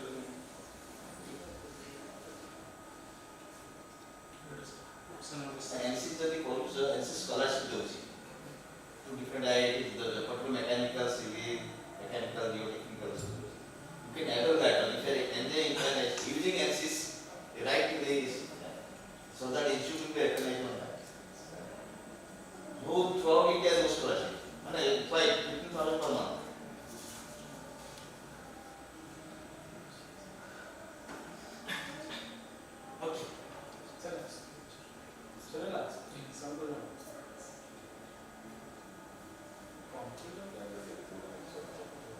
Second year? Second year. Actually, why are you putting so many things on a slide? You Long should slide. place less text and speak more. And there are too many things on the slide, okay? On your previous slides, I was looking at those. You have contained too much text. Don't do it.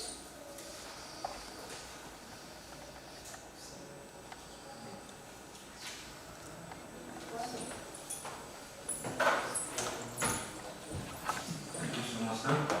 Now I would like to invite Chinmay Vishwakarma.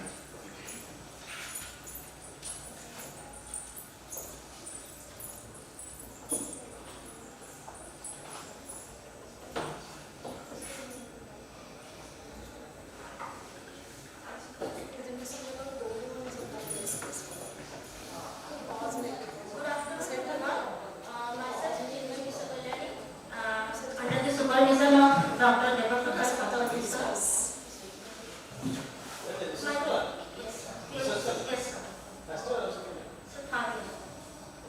My topic is prediction of groundwater level using ANFIS, ANFIS PSO and ANFIS FFA approach. Coming to the introduction, as we know that groundwater is a major source of freshwater for many countries, but in recent years, due to so these are the literatures I have studied. The inference that I drawn from the literature by studying is that combining ANFIS with optimization techniques improves the prediction accuracy over single models or single machine learning models. Here in this project, my objective is the prediction of groundwater level of Bhubaneswar block of Bhubaneswar. So this area I have studied. I have taken 50 location from Bhubaneswar block, and from that I used ANFIS, ANFIS PSO and ANFIS FFA. I have collected the data from NASA Power. I have taken 5 inputs, that is rainfall, then maximum temperature, minimum temperature, evapotranspiration and relative humidity. This is the methodology that I have used these 3 techniques. Then after analyzing all these 3, I got to know that ANFIS FFA, that is adaptive neuro-fuzzy inference system, combining with Firefly algorithm, gives the maximum prediction. So these are the evaluating constraints that I have used in my project, that is coefficient of determination, mean square error and Nash-Sutcliffe efficiency. These are the results that I got. That is, we can see that in the first technique, that is for only for ANFIS, we can see the coefficient of determination of the value is increasing in the training. I have taken 70% for the data for training and 30% for testing purpose. So we can see in ANFIS, only in ANFIS the value of R-square is increasing. In mean square error, the value is decreasing, and for Nash-Sutcliffe efficiency, the value is increasing. For the final technique, that is ANFIS FFA, we can see that the value of coefficient of determination is nearly equal to 1, that is 0.9677. That is, we can say that that means that the model fit the accuracy, prediction accuracy. And then coming to this, here we can see the purple color represents the observed groundwater level and the red color represents the simulated groundwater level. This graph, the result I got only for ANFIS, we can see that here I have collected data from 1949 to 2024. So, and highlighted from 2006 to 2024. Here we can see that observed value and simulated value are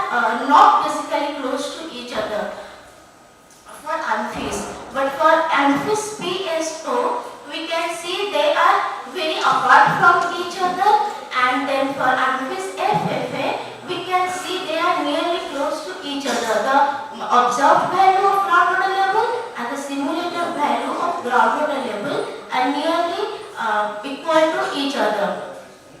So this is the training value we got from by running the software MATLAB. That is, here we can see that the actual and unfixed PSO values are clearly similar to each other. Then for testing, same thing for actual and unfixed PSO value. From this I concluded that unfixed FFA method performs superiorly than unfixed PSO and simple unfixed method. The value we got from this method for coefficient of determination is nearly equal to 1, that is 0.9677. For NASC cliff, that is 0.9529, and for mean square error, that is 8.5832. So from this I concluded that by using different techniques, by mixing techniques like unfixed and FFA, we can get the better model performance.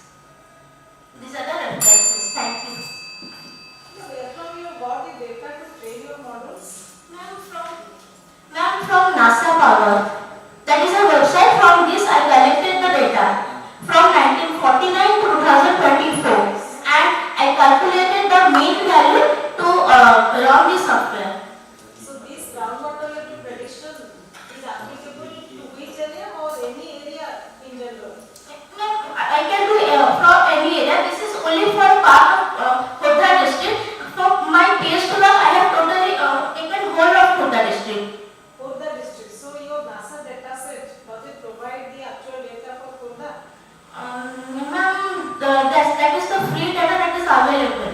No. See, free data, how do we know whether it is correct or not in the first place? Because you are saying it's only for a very small location, for small area. Ma'am, the data is available for all of the Khodda district, but I have taken only a small portion of Khodda district and shown in here. And the data is available, so Yes. precisely. Yes, sir. Khodda district or some particular village of the Khodda district. Yes, sir. For blocks. Available. For blocks, I have collected some data, then I calculated the mean value. No. You said first. Yes, that was not the question. My question was where from you got the data to train. First of all, you train the model, then you test. When the training is not correct, then testing will not be correct. So data set should be authentic in the first place. It should be correct. So where from you got your data set? That's what I'm curious to know. From that side only. That side is again, that's the same one. But you are working for a small area like Khodda district. Yes, ma'am. So why did you take the data as available for Khodda district? Because we are staying here. Nationally, we are interested to know what will be the groundwater level, maybe after 5 years or 10 years down the line. So why did you take that data? And have you made an assessment of what was the groundwater level? Because I'm a layman, I don't know anything about these things. But I'm just plain curious. Like 5 years before, this was the groundwater level. Now it is this. So you should have tested your model for that data. And then you could have played that yes, it is giving correct results. Or no? So you have to know. For India, Water Technical Center is taking total AGS, groundwater monitoring. That is more authentic for validation of your regime. Okay, it is correct. That one in this area, I have thought the that data is not authentic. Just like CWC, and what comes there, construction method runoff. Similarly, IMD by precipitation. Similarly, from groundwater monitoring, there is a agricultural ministry under Water Technical Center. That is not. You can have one or two particular way. Then you can.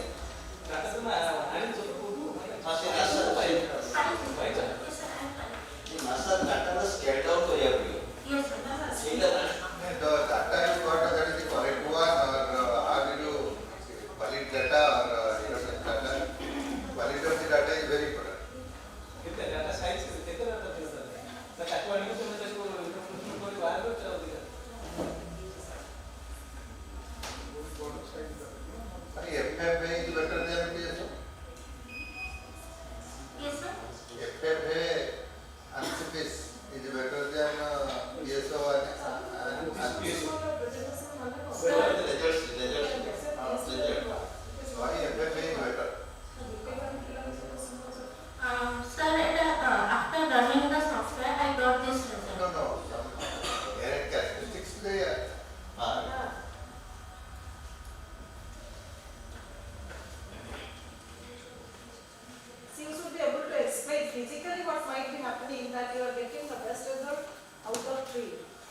as professor is asking, why you are getting the best result? After the results, you ran it, simulated, okay, you found something, that's not the answer. And if this was a PSO and an issue with FFA, that means the FFA is greater than PSO. And this is common in both the methods. Why FFA is better than PSO? ଆଉ ଅଧିକ parameter embedded କରିଛେ କି ଏମ୍ଫିସିସ୍ of PSO ରେ କ'ଣ PSO stand for what Sir, particles from optimization. ଆଚ୍ଛା ଆଉ ସେଥିରେ ସେଇଟା ନାହିଁ ଏମ୍ଫିସ୍ କ୍ଲିୟର ଅଛି Yes. ସେଇଟା ନହେଲେ ସେଥିରେ କ'ଣ ଏକ୍ସଟ୍ରା ଅଛି ଯାହାଦ୍ୱାରା better Sir, after running the software, I got this result. From that, I came to the conclusion. Behind Yes, yes. that is optimization technique. Yes, ma'am. Optimization Yes, ma'am. technique କ'ଣ ହେଉଛି Yes. ठीक है ये सब जिनस observe करियो Yes, sir, I will study tomorrow. के बोलो कि देखियो Okay. पढियो जोठी जेतल कहबो सब ठीक ठाक कहबो ଯେ କ'ଣ କି ବେସିକ୍ ଗଲା ପରେ ଏଇ କ୍ୱେଶ୍ଚନ୍ ପଚରାଯିବ why answer should be there even this slide ଏଇଥିପାଇଁ ରେଜଲ୍ଟ ଏମିତି ଲାଗୁଛି I will study more on this. Thank you, sir. Thank you so much, ma'am. Now I would like to welcome Shodh as well.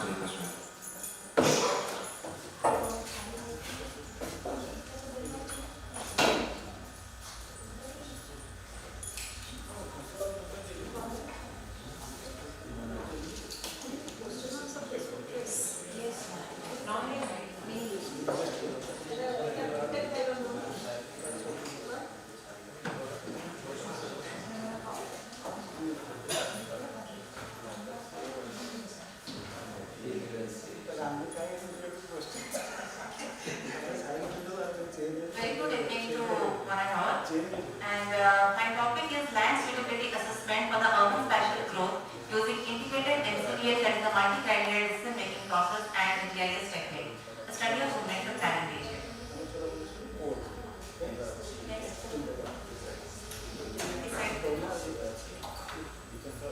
This is the overall context of my presentation. So, before starting that, as you know, our nation has and will always remain the prime reason for formation of many cities. So, as we know, in the developing countries like India, urbanization is mostly characterized by rapid population growth and the shift from the rural to the urban migration, which has actually resulted in significant land cover transformation, formation of informal settlements, affecting the local ecology and environment, and ultimately leading to unplanned development. So, we can see that this particular sprawl level growth patterns are actually creating spatial as well as infrastructure disparities. So, in the recent decades, we have seen the urban sprawl is not only a common phenomena in the tier 1 cities, but also it has been seen in the tier 2 cities like Bhubaneswar, Raipur, Lucknow, etc. So, in Bhubaneswar, as my study is Bhubaneswar, it has been seen that the rapid urbanization has led to a substantial increase in the built-up area, which has increased from 18.8% to 43.2% in last 20 years. That is 3 decades. And it has also adversely affected the natural habitats and water resources. Hence, it is very crucial to monitor and quantify the spatio-temporal dynamics of the urban sprawl which is happening in the city. And for that, understanding the pattern and the drivers of urban growth which are actually influencing the urban growth is very essential. Because it enables the policymakers as well as the urban planners to make informed decisions so as to manage the urbanization very efficiently. So coming to the need for the study, the land suitability assessment, it is actually it's a very important critical phase in the land use planning and management, because it guides the informed urban development decisions by identifying the appropriate locations, and it provides a GIS-based framework to evaluate the potential of the land for the future expansion, where it integrates the environmental factor, the socio-economic factor, as well as the infrastructure parameter. So in my study, I will be doing the land suitability assessment for the future urban expansion using the multi-criteria decision-making process and the GIS technique. So coming to the research gap, out of 139 related, in my literature review, out of 139 journal papers which are confined to this topic, very few studies have been done related, hardly 2 studies have been done related to the extent of urban growth for Bhubaneswar city, and which is only confined to the municipal boundary, which is hardly 186.6 square kilometer. But my study area will be comprising the whole of Bhubaneswar planning square kilometer. So most of the studies also focus excessively on the physical factors but overlooking the socio-economic drivers, which is one of the major prime reason for the urban expansion. And thirdly, previous incident studies also lack the VIA, that is the variance inflation factor screening, leading to the interdependent of the criterion base. So out of the literature review, these are my research questions, and to address these research questions, these are my research objectives, and to achieve these research objectives, these are my different research methods. The first objective is to study the existing pattern of the urban growth and its driving factors. The second is to assess the land use land cover changes in the study area over a period of time, for which I have done from the Landsat 8 image, satellite image, I have done the ULC cover from 1995 to 2025. Then to predict the future growth pattern of the study area using the MCDM technology, and finally to generate the suitability maps for the regional planning so as to guide the sustainable urban expansion.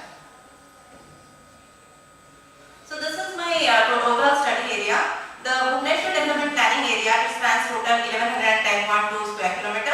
And coming to the selection of the criteria, as I have already told in the research here, most of the studies have been confined to that bounded one, that is the BMC area. But my study area will be comprising of the whole of Bhubaneswar planning area, because recently the comprehensive development plan, the draft comprehensive development plan, has also been formulated for the extended BDP area.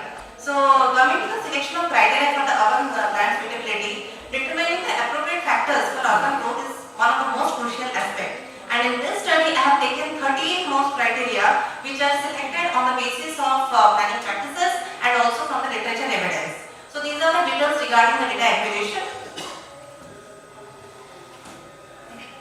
And this is the overall methodological framework which I will be working out in this paper. Combining both the spatial as well as the conventional data, geoprocessing, preparation of thematic maps of all these planning criteria, then using the multi-criteria decision making, then calculation of the weightage of both the techniques. I have used two MCDM techniques, then the weighted overlay analysis, and finally generating the land suitability maps. But before generating land suitability maps, I have also validated with the ground truthing technique, taking 1000 sample points where I have done the binary assignation, I have given the binary levels of 1 for the built-up and 0 for the non-built-up areas.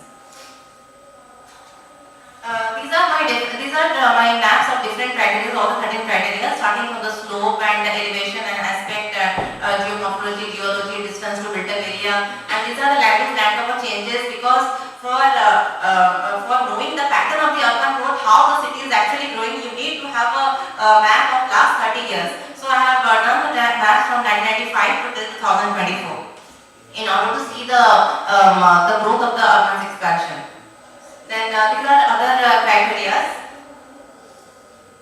like distance to the roads and distance from the eco-sensitive areas, and distance near to the surface water, what is the depth of the groundwater table, and the geomorphology, the soil types. And these are the suitability scoring which I have given to each of the criteria. For example, if you will mark the slope and elevation with gentle slopes and low elevation, they are assigned with the highest suitability score, because I have classified into 5 suitability: very high, high, moderate, low, and very low.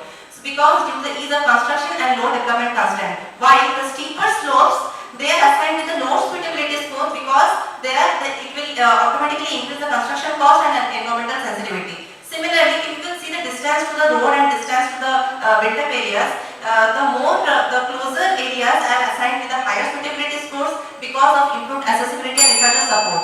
Because it is a normal human perception that because when we see many people have constructed their house, so automatically we will also construct their house. So and also you will see where the road proximity is good, people tend to construct their own house, the house more faster than the other barren land. So these, according to this only, if you will see, if it is more farther from the distance from the road or from the built-up areas, then the suitability score has been assigned as a lower one. So coming to the multi-criteria decision making, I have taken two methods. One is analytical hierarchy process, the second is best first method. And before that, I have done the multi-coordinate analysis of the 13 criteria, so as to see all the criteria are statistically independent and are more suitable for incorporating in the urban growth modeling. So in my multi-probability also it has been seen that the VIF less than 5 and tolerance more than 0.2, it indicates that whatever criteria I have selected, they are interdependent.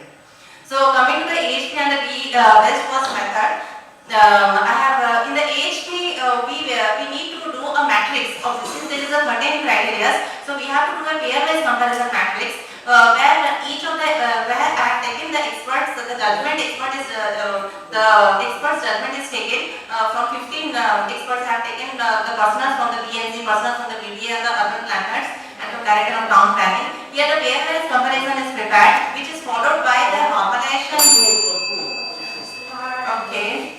And these are the final criteria bits which we derived by AHP and also from the BWM. Just one more thing, in the AHP it is seen that if the consistency ratio value is more than 0.1, then it indicates the inconsistency in the judgment. But in my case it came below 0.1, so it is accepted. Then after getting the weights from the AHP and BWM, with the help of the weighted linear combination technique in GIS, we used to overlay all the thematic maps and produce the land suitability maps by both the methods, AHP and the BWM. You can see this is the classification of the land suitability and the area distribution by both the methods. And after generating the suitability maps, I have taken 1000 sample points for the ground truthing. And for that it took me around 3 months for going to the site and do the ground truthing of the data, because it is very essential, because to validate whatever the maps you generated from both the methods, you need to also validate so as to know the truth, the positive rate as well as the false positive rate. The true positive rate is actually in order to prepare the confusion matrix, because the true positive rate it will ensure that how the model identifies suitable area which is actually classified as suitable, and the false positive rate it identifies the unsuitable area which is actually incorrectly classified as suitable. So after that the AOC ROC curve, the results indicates for the AHP it is 0.89 and for the BWM it is 0.86.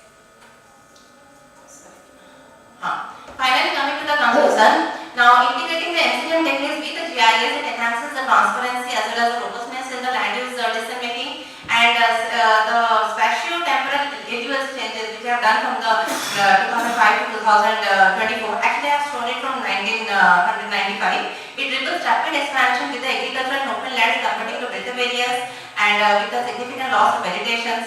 And now because of the core city is nearing saturation, but looking at the existing urban scenario, the emphasis should need to be for the vertical development and the transit-oriented development, so as to also preserve the ecological balance. The MCDM suitability analysis also identifies the southwestern part and the southeastern part as the most high potential development zones, because if you will see, the northwestern part is actually the Chandela Reserve Forest, and the eastern part is actually low-lying areas that the Bagiyata which are very. And till now also the development authorities and the teams, they are not giving approval because of that scenario.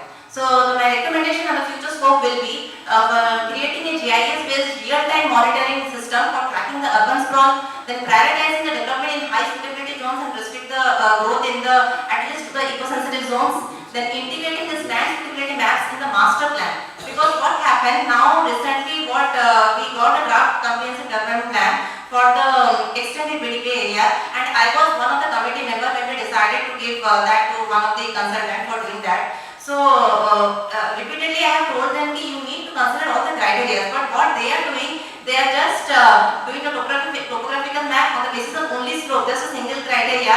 They are looking where the built-up area is there or where the nearest built-up area, they are doing the master plan. But master plan is not done like that, so it has to be integrated by preparation of master plan. So then incorporating the machine learning models. For this presentation I have only shown the MCDM techniques, but further in order to increase the prediction I have also used the machine learning model along with the optimization techniques, which I have kept it for further any other conference. And lastly, we expand the framework to include the policy regulatory parameters, because it is very important to align the spatial planning with the ground implementation, because whatever we are doing in the paper, at the ground something different is happening. So thank you. Sorry. Can you please go to the KNY matrix?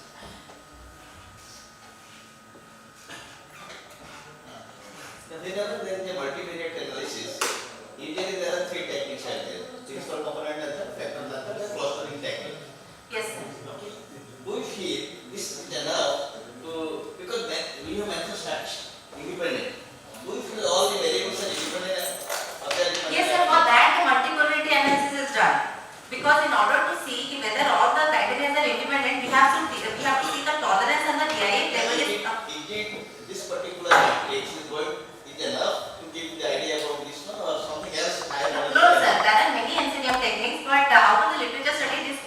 and BW, because AHP is a older one which many of the drawers have done. N by N matrix is coming. That can be reduced to, let's say, N minus by N by N. Sir, sir, That is the principal component, factorial method. Yes, sir, that is also one of the method. For that reason, I have used the best first method. The advantage of that method is that here you have. So many variables are interrelated among themselves. They Yes, can sir. improve non-dimensional. Yes, sir. Once you are putting them in dimension, they have certain dimension. Sir, you can see in the second paragraph, in the BWM especially, the 13 factors are classified into 3 subsets. For example, under the topographical slope elevation aspect will be coming. Under geological, your geology, geomorphology, depth, water table will be coming.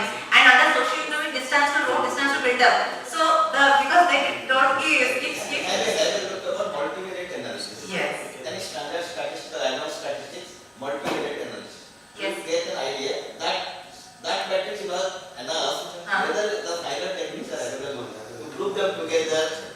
Suppose soil are available also. Then have 20. Yes. Actually 8 पे जो थेरोडा थिला थेरोडा को तीनटा subset करके category भितर पुरे देबे सेति पे गोटे देखि जो थेरोडा का हबो कंपैरिजन मैट्रिक्स आउ गोटे more it is a pure comparison माने एतरे तीनटा भितर रहउछि मोर जोडा बीडब्ल्यूएम से okay thank you Next.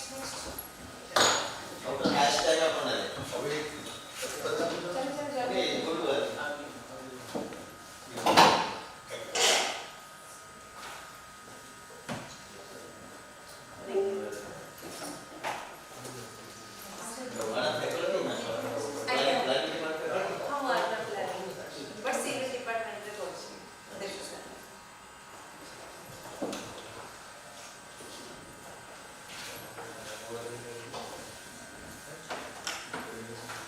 Good evening, respected dignitaries. Myself, Dr. Sardati, research scholar, Department of Civil under the supervision of Dr. Sardati. So my research topic is investigation of flow behavior in an open channel with submerged porous bed and mixed vegetation. So actually there are 2 types of channel, natural and artificial.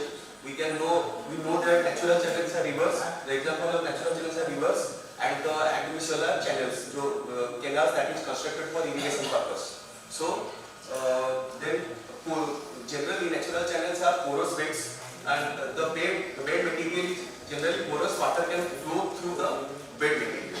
So and there is another complexity is it affects the near bed flow dynamics. Okay. Then another thing is flexible and rigid vegetation also affects the flow dynamics and the velocity profile. Understanding the mixed effect of vegetation and porous bed is vital for sustainable channel development or design. So basic concept of drag is a force that acts opposite to the flow path due to presence of some rigid material or flexible material. Okay, and drag is a dimensionless parameter that is used to quantify the drag force acting on a body. So objective is the primary objective of this study is to analyze and quantify the impact of submerged porous rigid bed and mixed vegetation that is both rigid and flexible on the flow behavior in an open channel environment. This includes studying variations in stage discharge, flow velocity, depth, average velocity, boundary shear and turbulence characteristics. In addition to that, numerical modeling will be done using ANSYS fluid.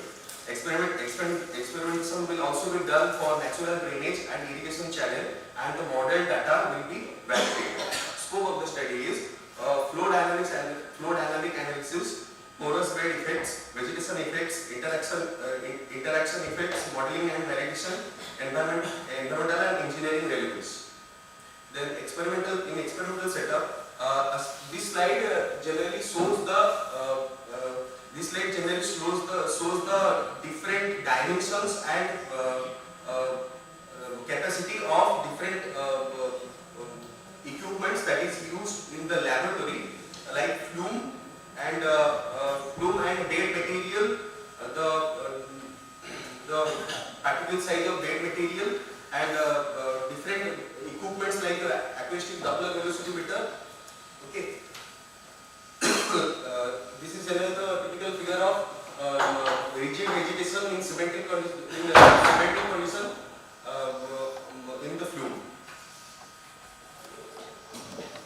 Methodology is determining of bed slope, establishment of vegetation pattern, then placement of bed roughness material, then establishment of constant uniform flow, then measurement of stage velocity at vegetation pattern location for a particular discharge value, measurement velocities at multiple depths along the depth of the cross section, step 5 and 6 going to be repeated for different vegetation condition and different depths. So in the regional part, this is the bed slope calculation, whereas H2 minus H1 divided by L divided by L is for a particular length, the starting height and the ending height, the subtraction value is divided by the length to obtain the bed slope. In this paper, in this research work, we have done for submerged condition and immersed condition for both the conditions. So this is the velocity profile that is obtained using acoustic Doppler velocity meter in the laboratory. Velocity profile for submerged condition when the height of flow is 0.54 meter and the height of rigid vegetation is 0.38 meter, that 38 centimeter. And in 8 points at this is the first graph shows the sub left side of the like this sir ଆମେ figure रे जोड़ा sir देखिली दी side रे अगर cemented vegetation मोडा place करा हैतला तो तार left hand side रो पूरा accurate left रे आठटा लोकेशन रे हमें डबलर वेलोसिटी मीटर को ऊपर को उठे के आठटा पॉइंट रे रीडिंग लेलु देन ता मिड रे लेलु देन तार राइट साइड रे लेलु देन फ्लूम रे मिड रे लेलु देन राइट रो वेजिटेशन पाई एक्जेक्टली सेम रिपीट करू लेफ्ट मिड राइट सबुटी आठटा पॉइंट रे आले रीडिंग लेलु तार वेलोसिटी प्रोफाइल गुडा को velocity profile for submerged condition at different depth, water depth 0.42 meter. Then this is for immersed condition, depth of water is 0.35 meter, which is 3 centimeter lesser than the height of the rigid vegetation, and this is another in another case the height of flow is taken as 0.24. This is the velocity contour map where the reddish color represents higher velocity and the blue color represents lower velocity. In submerged condition, we can see the velocity profile, and in immersed condition, we can see the both velocity profile. Then multilinear regression parameters are done where drag coefficient is equal to F into Manning's scale into Froude's number into aspect ratio. These are the different parameters that is used to carry out multilinear regression with parameters. Actual CD versus predicted CD. Actual drag coefficient versus the predicted drag coefficient. The aspect value is found out to be 0.998. Then effect of predicted CD by Froude's number. That is the aspect value is 0.920, and this is aspect ratio, predicted CD versus aspect ratio, predicted CD versus friction factor, predicted CD per canopy Reynolds number, predicted CD per shear Reynolds number, and this is my conclusion and future scope. The study investigated the hydraulic behavior of open channel flow through rigid vegetation with a focus on estimating the drag coefficient using analytical and experimental approaches. CD was evaluated by considering key hydraulic parameters such as bed slope, flow depth, velocity and channel geometry, along with influencing factors including Manning's N, Reynolds number, Froude's number, aspect ratio, friction factor, canopy Reynolds number, shear Reynolds number and blockage ratios.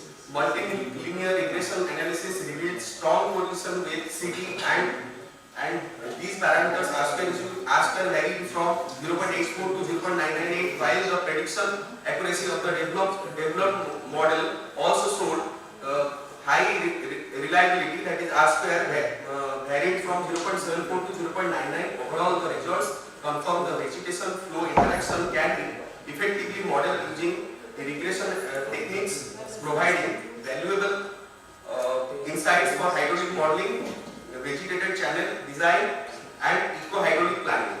The future scopes are application of machine learning techniques for improved drag coefficient prediction, field scale investigations in natural channels for comprehensive validation, comparative validation, numerical validation using simulation tools such as ANSYS, detailed near state flow behavior studies.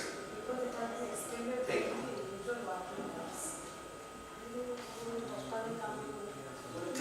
Basically, clouds over versus CD. Clouds over what is the CD can come here?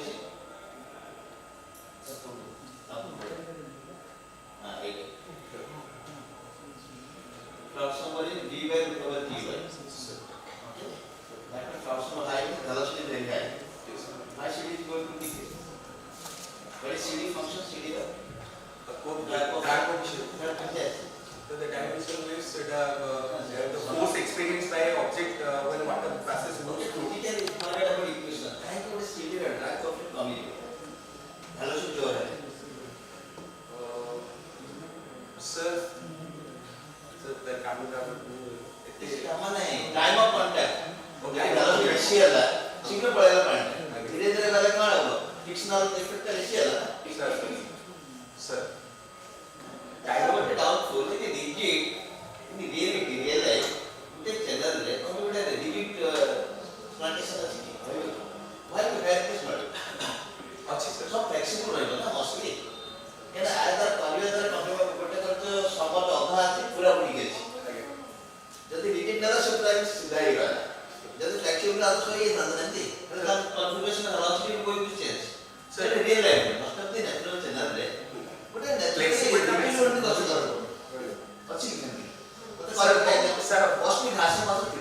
Sir जितने velocity बहुत high Thibaut जितने velocity कम Thibaut किछिटा गछ अछि जोडे rigid plantation ते natural channel river हो channel हो जोडे एक गछ अछि सीधा एक रहिबो सब फ्लेक्सिबल ना पानी गला में velocity what is the objective of what is the conclusion विज्ञान का बात है हम तो फील्ड देखियो ना सर आउ केस नहीं कि बहुत सारा रिसर्च हमें सर आउरी केस नहीं कि हम परिवार अछि हमें फ्लेक्सिबल में भी करियो फ्लेक्सिबल में rigid sir okay The title is rigid, so what is it?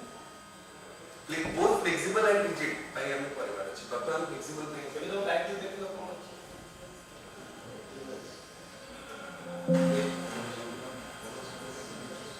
Summer का तो पहले में समर फॉरेस्ट में रिजिड सर पोरस बेड जोड़ा का ग्रेवल गुड़ा का है बेड रे बेड इज फॉरेस्ट हां bed is forest defect near bed flow type से हेल्प करे सर बट alter करे see this streamline separation of streamline as a track of body sir यदि पूरा एम के थाने पानी जाता सेपरेशन नहीं streamline not well separated यदि एक पेपर से रहेगा तार पानी गले ता streamline बदल दियो रिवर्स फ्लो वाला ट्रैक আছে प्लस तारे एडिशन में फ्लेक्सिबल की रिजिड ऐड वाले आउट कॉम्प्लेक्सिटी लास्ट ये ड्राइंग फोटोग्राफ गुटे पोरस मीडियम रहिले स्ट्रीमलाइन ର चेंजेस सब कंटिन्यू दिउची ताकि योटी पिक्चराइज ताकि कैप्चर कर सर वाले कैमरा लगे कि स्लो मोशन रे जेतडे वेरी वेलोसिटी क्राउड्स और very less velocity very less try to capture what is happening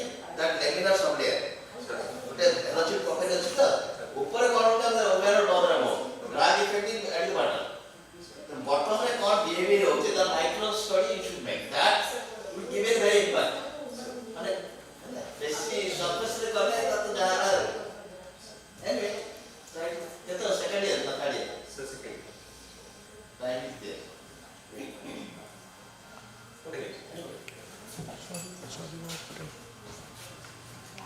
Thank you so much for your valuable insights. I would like to invite Vibhu Prasad Misra.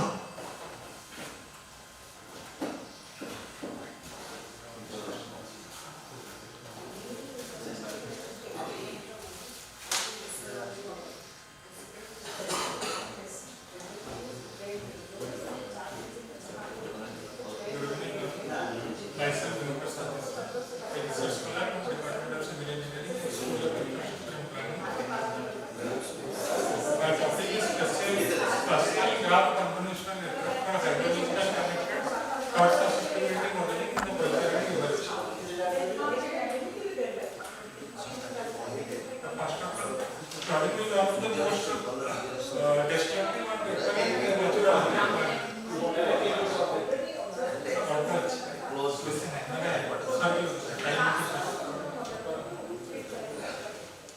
So in Odisha, maximum on the last decade, Dhara evaluation experiences flooding every year.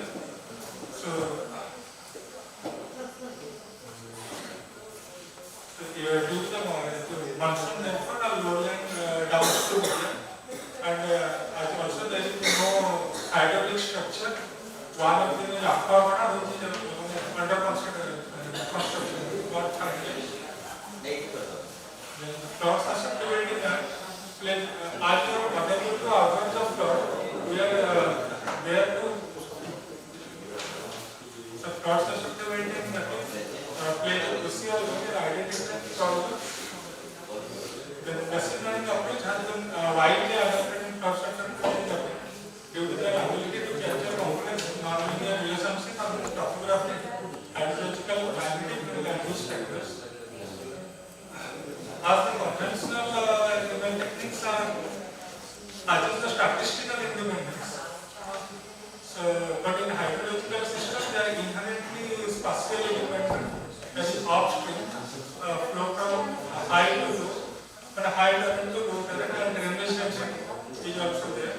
So in this study, we are introducing a spatial graph convolutional network framework that performs structured learning across connected spatial units and enhances predictability.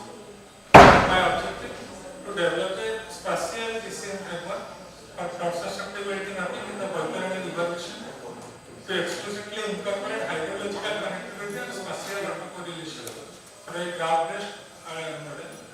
Then to benchmark the proposed DCM against the SVM and simulated handling SVM method, which is already published, one of the published paper. To quantitatively evaluate predictive performance within the area under RC process. So first of all, the study area is Dhara evaluation, which is lies in Odisha, and there is the most of the part and there is low-lying area. This is the flood inventory map from 2003 to 2023. There is a lot of flood in Dhara evaluation.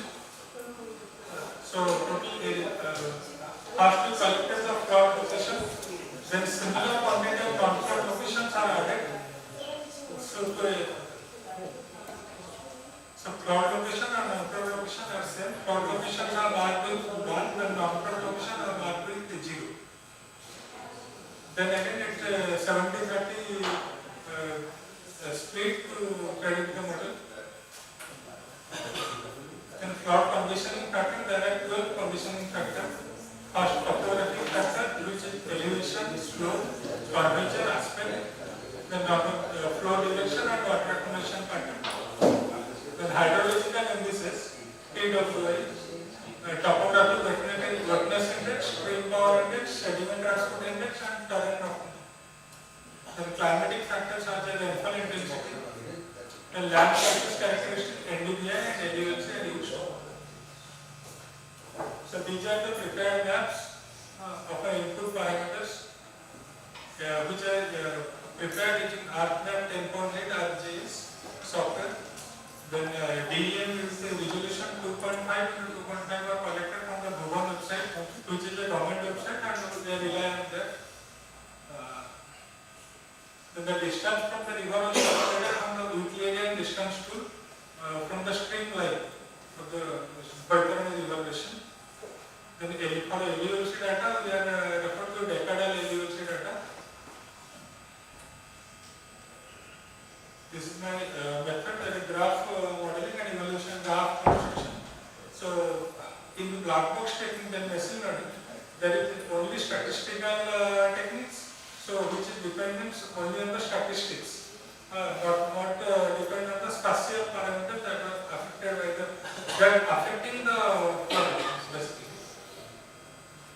So in this framework, a spatial graph convolutional network is implemented in Python using deep learning libraries to aggregate neighborhood features. So for a particular pixel, we also calculate the neighborhood pixel. In pixel wise, that is using GIS. Then it is benchmarking with SVM and SASVM. Then performance evaluation using AURC method. This is the plot susceptibility mapping we have prepared previously from the SVM and FSVM and SAFSVM. Then from this study, we are using the GCM technique, which is spatially GCM maps. This is the model performance. For FSVM and SAFSVM, which is 0.88, 0.91, and for this study, which is 0.93 for the training set. The superior performance of the spatial GCM indicates that plot susceptibility is strongly influenced by spatial autocorrelation and hydrological connectivity rather than conditioning factors considered in the isolation. Unlike Cornell-based classifier in SVM, we used here the spatial dataset. The improved AURC in both training and testing phase suggests enhanced generalization capability and reduced overfitting risk. These findings confirm that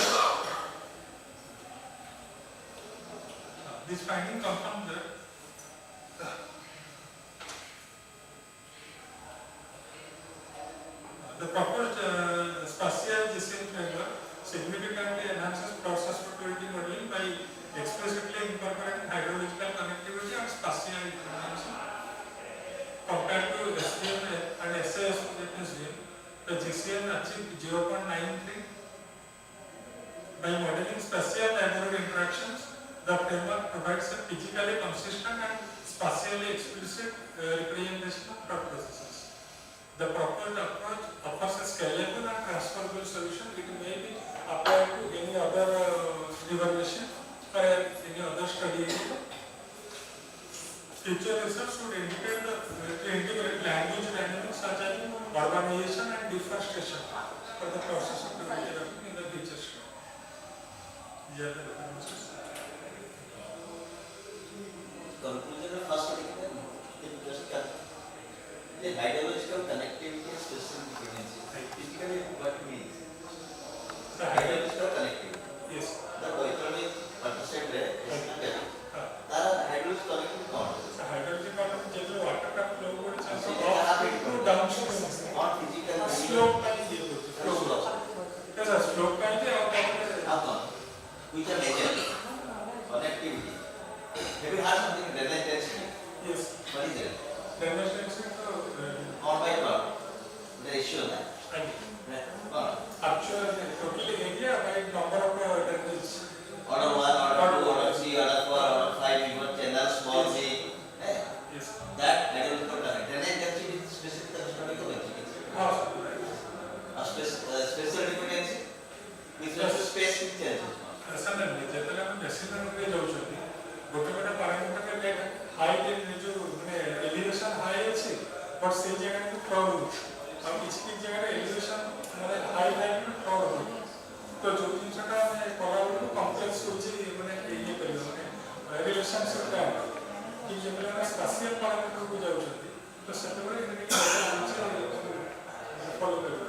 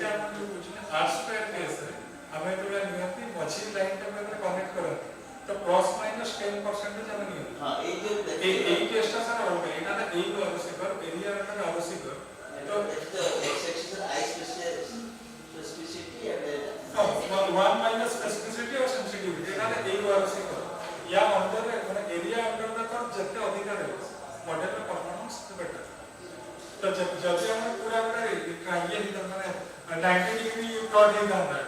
That area under 1 acre. So how will you ensure that there is no overfitting? So for the overfitting, we are calculating the RMSE value. RMSE in training, RMSE in testing. That is also calculated, but not so. How to ensure overfitting? There is no overfitting. Almost the area is maximum. How will you ensure that there is no overfitting? Yes, sir. For the overfitting, the training RMSE by testing RMSE is in between 0.99 to 1.1. That is the best fit area. If it is less than 0.9, then it is underfitting, and if it is greater than 1.1, then it is overfitting. Where do you read this? Sir? Where do you read this? From the journal. From the journal. Not necessarily. Not necessarily useful. You are putting, you are telling what was happening in your brain. You will not No, sir. not a standard measurement like 0.95 to 1 overfitted, not overfitted. This is the condition of training.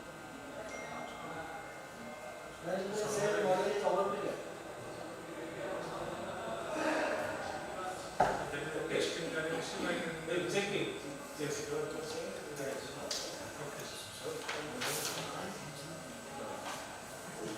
In the graph also, the most part, the low lying area which are nearer to ocean, near to sea, delta area are more susceptible to.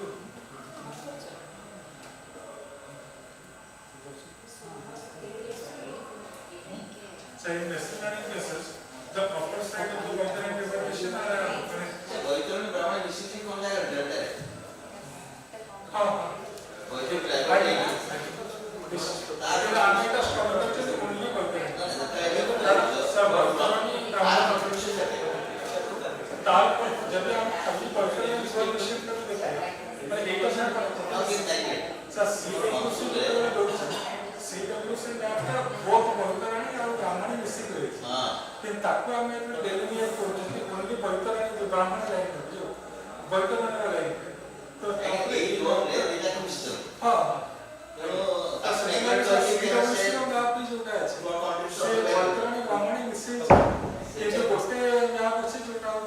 Submission gap.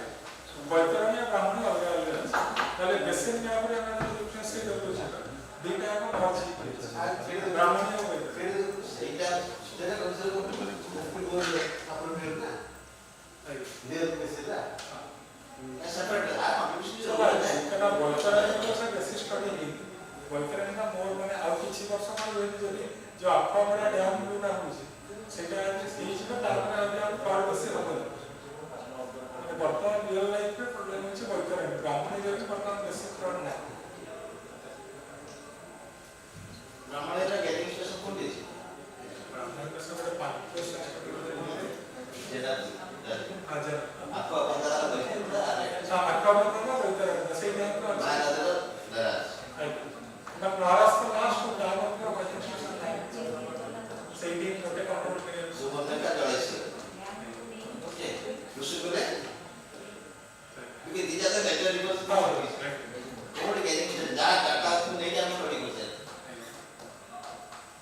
देखिए कई बार तो सारे तो माने दीजा कैसे boss कैसे trade है हां यदि कला ताकि नेगलेक्ट करके हमें परिवार में फ्लोड है ये अच्छा सबमिशन भी ना सबमिशन भी अरे एंड रिजल्ट कौन फ्लोड है फ्लोड जे किए कंट्रीब्यूट करा के final you should be worried about flowed के तो किए तो तुम्हें तरह से तो मैं भी वरीड पर मैं कोई तो नहीं कहती है ब्राह्मण के कौन सा ब्राह्मण में बोलते जो ब्राह्मण है तो आर को से झारखंड का किसी पार्ट में से और पूरा वो मेजर पार्ट का झारखंड का मतलब ऑनली डेल्टा रीजन है क्योंकि नीड ऑफ बेसिन एरिया विश्व आर कंडीशन आर तो ब्राह्मणी के बिगर रिवर ये आर्टिस्ट तो नहीं करता मेथड कारण ये सब डेल्टा ई पॉइंट में कहीं अगर यहां पर ही मिशन वही सब तीन जगह पर ही डेफिनेट प्रोसीजर करता बैठ है सकते जब तक रिवर अच्छी ना सही बात नहीं बात से देखिए देखिए बात कर लो ना एक पार्ट में एक अंदर पढ़ा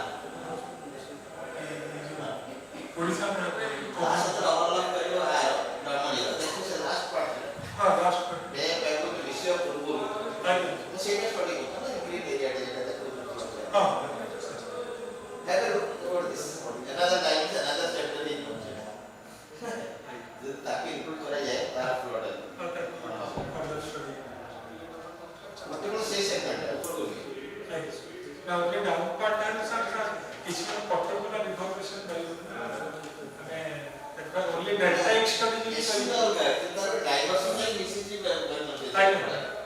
फ्लोट दा जतले कन्वेंस कमी दिबो फ्लोट कोन माने समुद्र पानी छाड़ी पानी ए कन्वेंस की गलत हो जैसे ऑक्सीजन ऑक्सीजन के ऊपर जासो तो आज जो फ्लोर कंट्रीब्यूशन देखो आज हम कमी हो तो करोगे तो तार मर्जी संपत्ति के रे पड़ेगी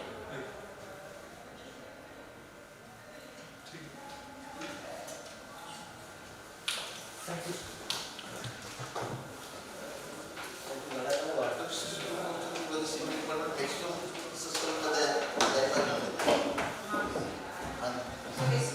Thank you very much, sir, for this inspiring session. Now I would like to request Aruna Tripathi ma'am, Dean PGS and R, to felicitate Professor S.K. Chen sir and Professor P.K. Das sir.